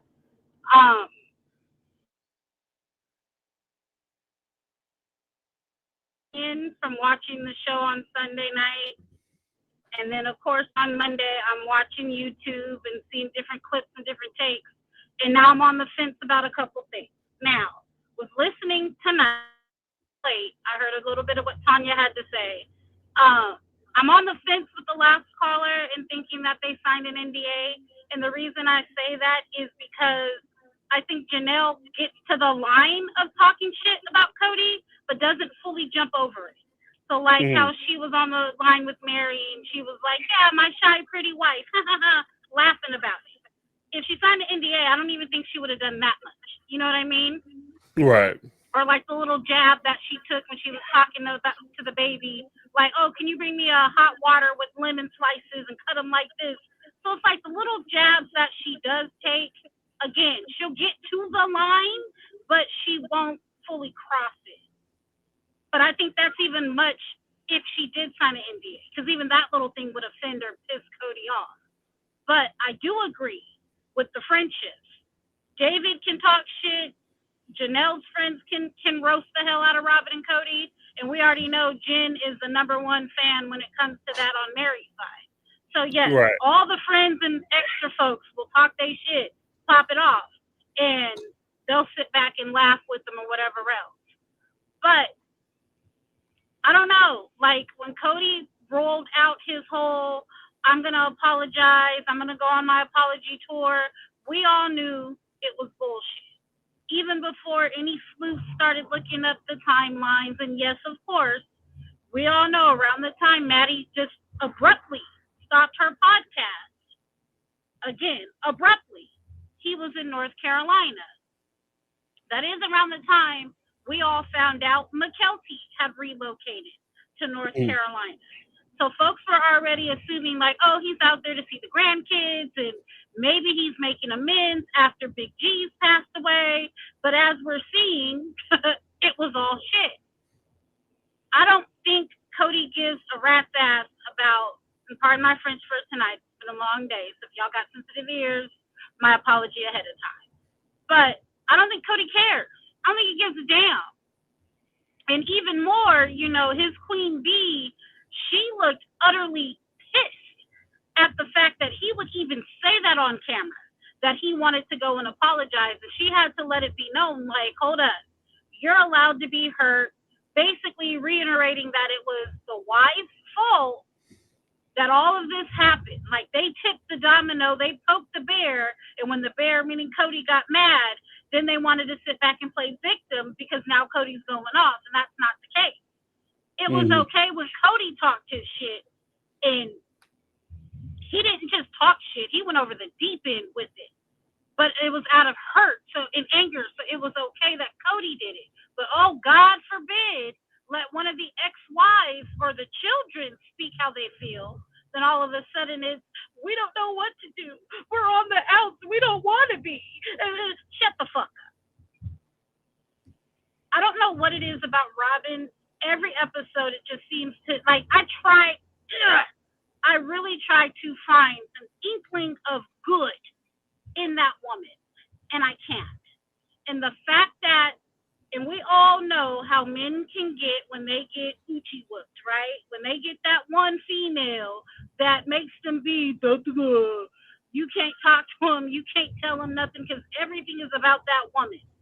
But 11 years in, 14 years in, I don't even see it that their relationship is so hot and fresh like it was, that he would still be this dumbfounded and follow her like a blind little pup, she says and does.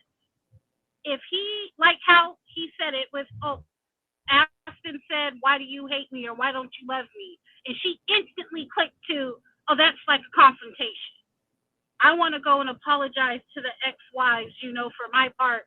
Well, why would you go do that? Or why, you know, it's okay that you were hurt. I wanted to yell so loudly, bitch, shut the fuck up. Because while he was in Morocco, yeah, he might have said he felt bad or he wanted to apologize or he took some of accountability. The minute he got back in Robin's graces, oh, all that accountability went straight out the damn window. Right. And maybe because if he's accountable, then obviously she's going to have to be accountable. And at the end of the day, she's enabled his ugly ass behavior from day one. And I'm fine for the women that are submissive to their husbands. I'm fine with the women that believe the man is the leader and they run the household and they're the head of the family or however that works. I'm not okay with you allowing him to treat other people like shit and think that it's okay, especially when those other people are innocent children. And I say it week after week. And I don't care if these children are now adults. Not all of them are 18 when Cody started flipping out and started doing dumb stuff and saying dumb stuff on national television. Like, I think I've just now caught up on Happily Ever After for the 90 Day. Yeah, I stopped watching a lot of it because it was too much spread out spinoff and everything else for me to keep up with. But, you know, when you're watching Discovery Plus at night and it just tends to roll on to the next show, I kind of started back watching the Happily Ever After.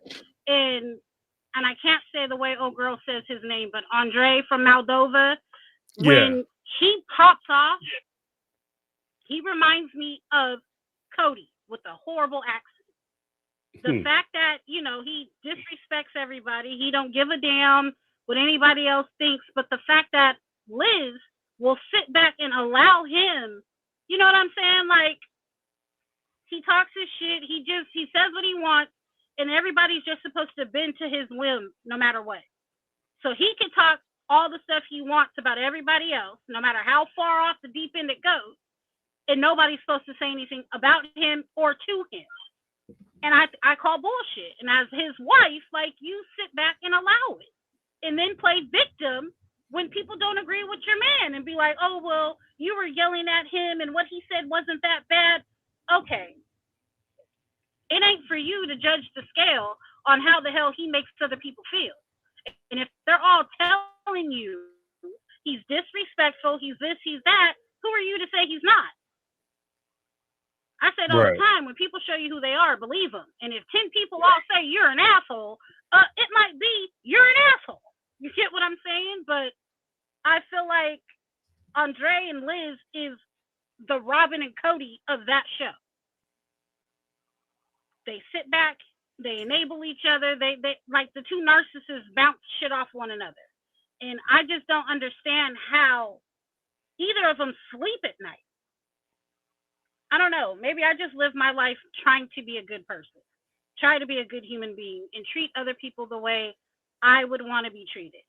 And to know, and I'm not perfect, don't get me wrong, and I'm not judging them like I am, because I make mistakes, and yay, players fuck up all the time. But when I do mess up, I don't have a problem coming back, giving a genuine apology, and showing those people that my apology actually means something, because it's now a changed behavior. And I don't see Cody having an ounce of any of that in his system. I think he's gotten real bullheaded when it comes to the show.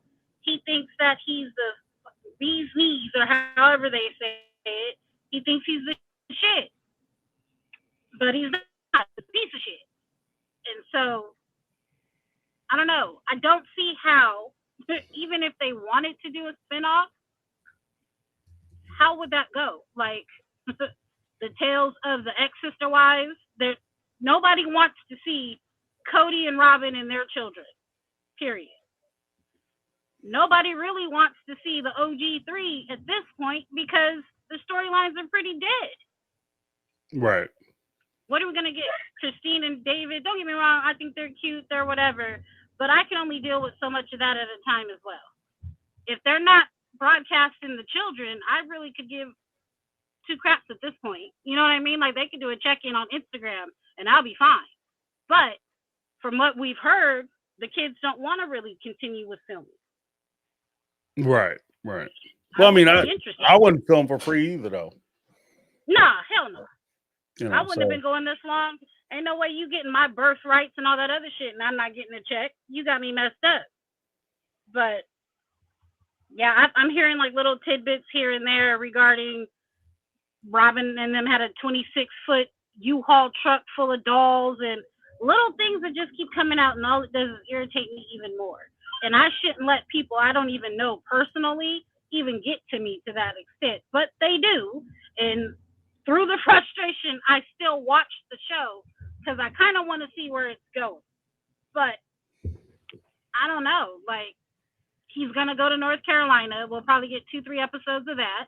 He'll bounce his ass back to the conversation between Mary and Cody. And even that, for the most part, I'm looking at like, okay, Mary kind of drops her balls and be like, oh, are you going to talk about how you're toxic to me? But at the end of the day, it's like, what you mad at for it now? You hung around while he was extra toxic for over 10 years. Right. I just don't see how the feelings match the filming, if that makes sense. Right. She was getting compensated better 10 years ago. And she getting paid now. Like, is that what it is? Yeah, you know, she took that 60% pay cut. She's like, this bullshit. Wait, but half her check then went to the family pot. That went to all them goddamn dolls. So I would have been pissed back then. Yeah. Yeah, I don't know. Christine threw me for a loop with that he's a good guy. And don't get me wrong, I've had my favorites throughout the years. Janelle lost me with the whole trying to backdoor deal against Mary. Christine lost me when she fixed her lips to say Cody's a good guy after writing a whole ass book about how he's a shitty individual. Right. I know reality TV is not real, but the small percentage of what is supposed to be real or what you're trying to sell to us, I'm to the point now where I'm just calling bullshit left and right. And I kind of feel like Miss Linda. I'm ready to start chopping services. Like, I'm going to just start letting things go. If it ain't free, I'm not going to pay for it. Because I'm not going to still line y'all pockets and you playing in my face. Well, that's where I'm at now, to be honest with you. That's pretty much where I've been at. And then I was thinking, too, like, well, hell, they've combined other shows together. Like, we got the spinoff of Darcy and Stacey, and then they bounced back. You know what I'm saying? Like, they started with 90 Day Fiance, then they got their own spinoff, then they bounced back to 90 Day Happily Ever After and Last Resort. Maybe they'll mix Seeking Sister Wives, Brother Husbands, and Sister Wives all together. Yeah. I mean, technically, that's why I thought they were going with Cody. Keep throwing that out there, teasing it.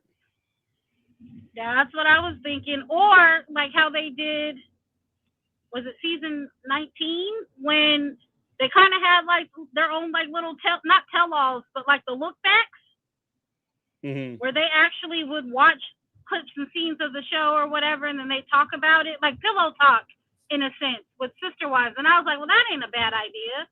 But instead of them watching the current season, I would prefer them to bounce back and watch it from the beginning. So we can finally see y'all feelings and thoughts on how the shit was back then that you claim you weren't paying attention to because you didn't watch the show. Right.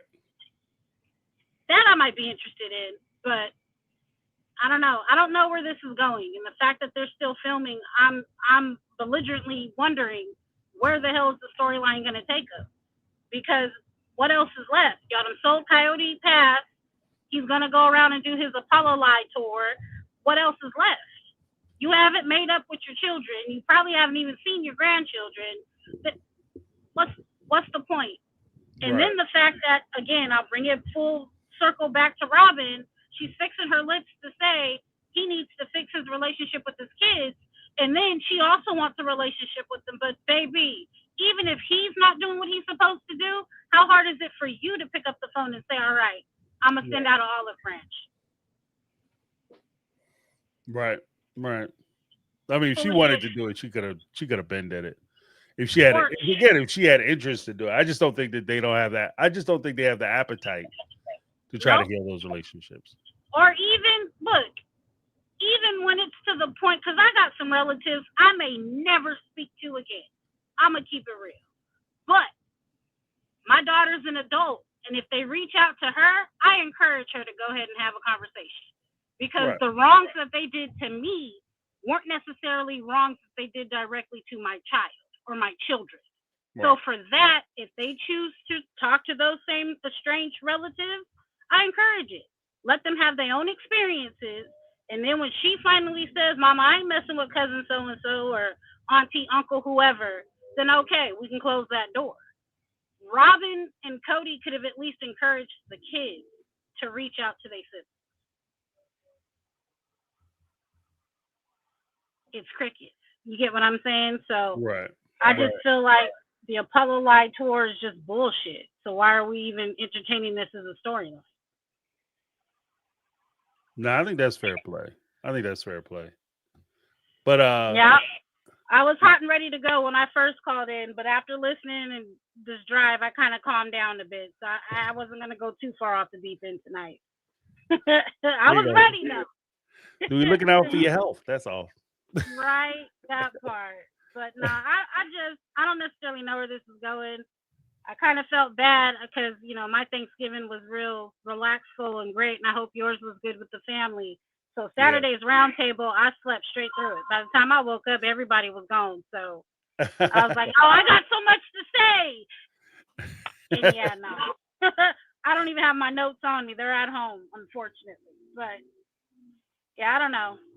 I'm going to keep this one calm. I may have a couple speak pipes for you throughout the week. The more I think about and marinate on some stuff. But yeah, I'm not I ain't feeling the show for too much longer, and I don't know how more engaged I can say I'm going to be because Right.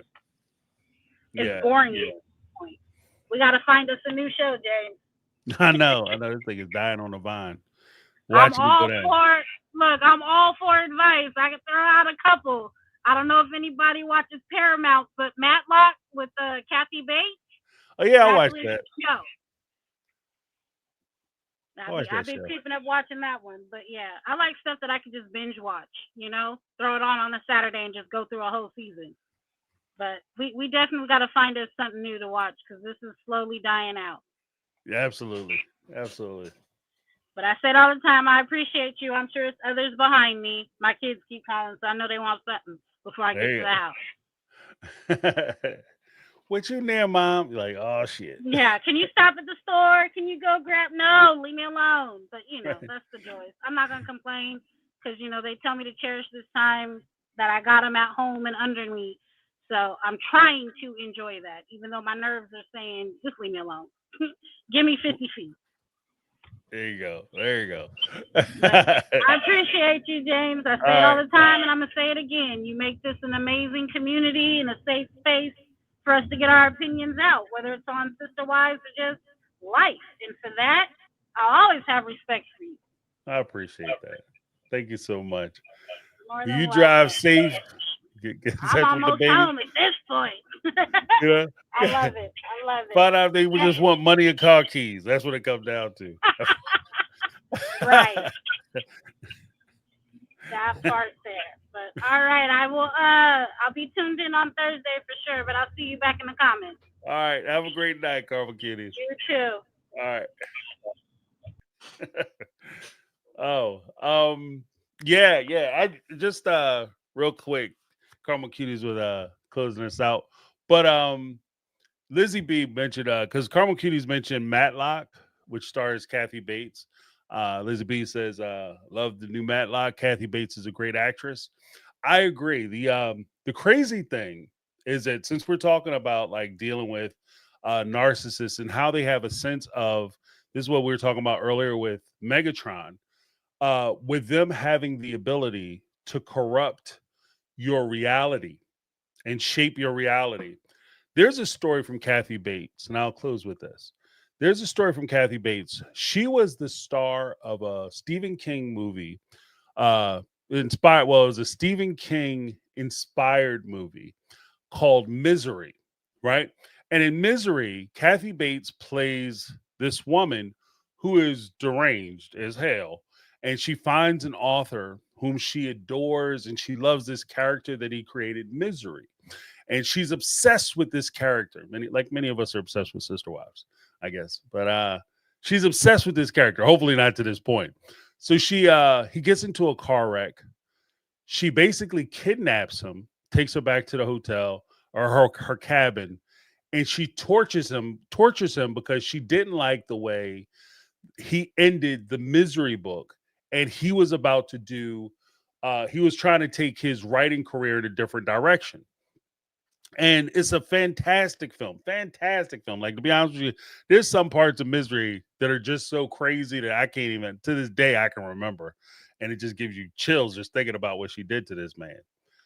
And Kathy Bates was excellent in that film. So much so, the year that movie came out, she was nominated and won an Oscar. And when she won the Oscar, she invited her mom to come down to the Oscars. Her mom didn't want to go, right? And while Kathy Bates is delivering her speech, her acceptance speech, she thanks her mother as one of the people, I thank my God, thank my agent, my manager, everybody who supported me, blah, blah, blah. And during an interview when she was talking about many years later, she's doing an interview talking about Matlock and Misery comes up and somebody says, yes, you were fantastic in that. And she said, you got an Oscar for that, didn't you? And she said, yeah, I did. But one of the things that I deeply regret is that during the Oscar acceptance speech, I never thanked my mother. And the interviewer said, yeah, you did. What are you talking about? You totally thanked your mom. And she said, no, I didn't. No, I didn't. My mom, she was very hurt by that.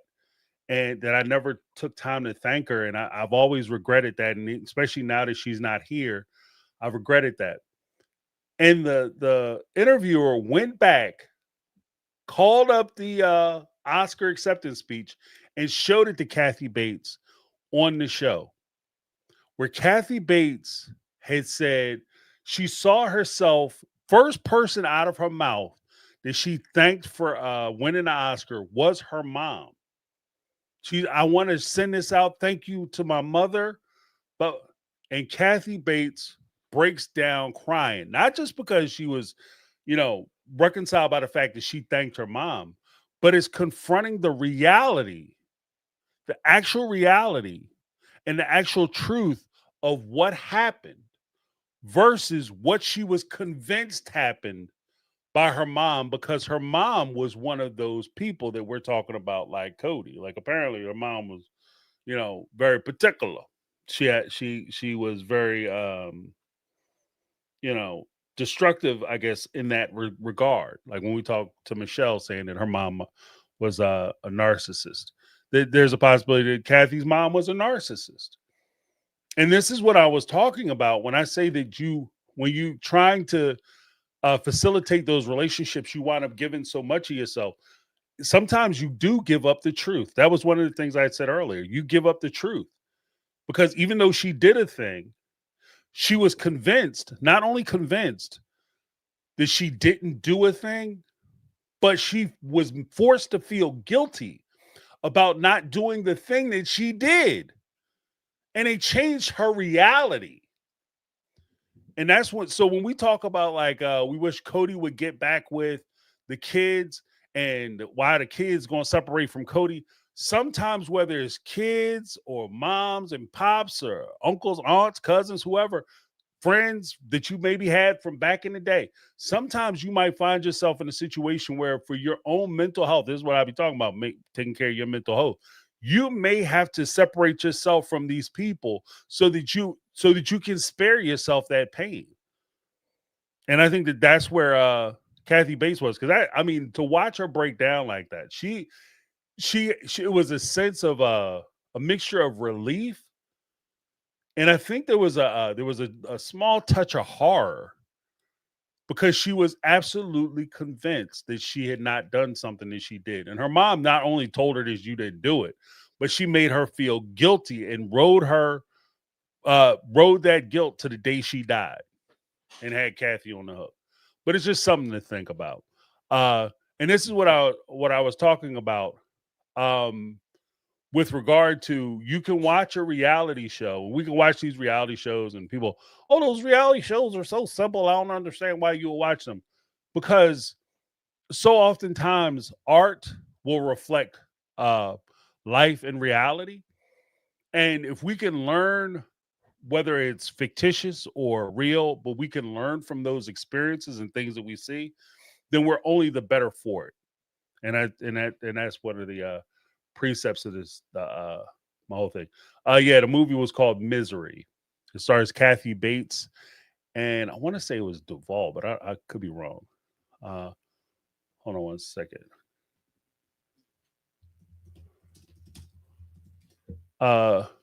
Misery, the movie, yeah. Kathy Bates, James Caan was in it. So it's basically Kathy Bates and James Caan for most of the movie, and the two of them played off each other. It was excellent. It was an excellent film. Definitely 2 thumbs up. Recommend that movie. But yeah, check it out.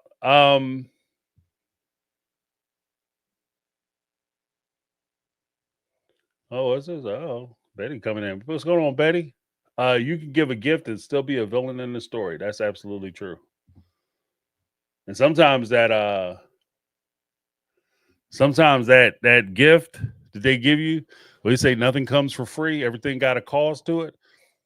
That gift is just a way for them in. That's they key. So excellent point. But yeah, thank you guys so much for hanging out with us. Want to give a shout out to everybody who called in, all our callers, as well as hold on one second. Someone's trying to kick me. Whoa there, Mr. Stream. Don't kick me out yet. Still got things to do. Give a shout out to Unlimited Lipstick, Janet in the house with the super chat. Thank you so much. Thank you guys so much. Hopefully everybody had an awesome, safe holiday. You were able to spend time with your family, loved ones, and everything. Again, we will be back this Thursday for the Speak Pipe. I know we missed last week. Like I said, I was talking to my dad and my brother. We were solving the world's problems, so spending that time with each other. But yeah, we'll be having Speak Pipe this Thursday. Look forward to doing that. Make sure you hit that subscribe button, ring the bell for notifications, hit that like button on your way out. Appreciate you guys. Thank you so much. Want to give a huge shout out to our mega mods, as well as Janet, mega mods, Brittany, not Brittany, Lizzie B in the house, and Caramel Cuties. Thank you so much. Let me give you guys a little something, as well as Janet for the super chat. And thank you guys so much for keeping it super chill in the chat, supporting each other. Let's get some more hearts in the chat for Michelle and for Megatron. She had a little bit of a rough holiday, some little holiday drama. So let's give some hearts and support to Megatron, as well as to Michelle, who had a loss in the family. That could be a little rough. Our family just had a loss. So I definitely appreciate the complexities and struggles with that. Thank you guys so much for hanging out with me. I appreciate you. We will be back once again on Thursday. Thank you guys so much for hanging out with me. That's my take. I'm James. This has been my take on reality, and I'm out. Appreciate you guys. Have a great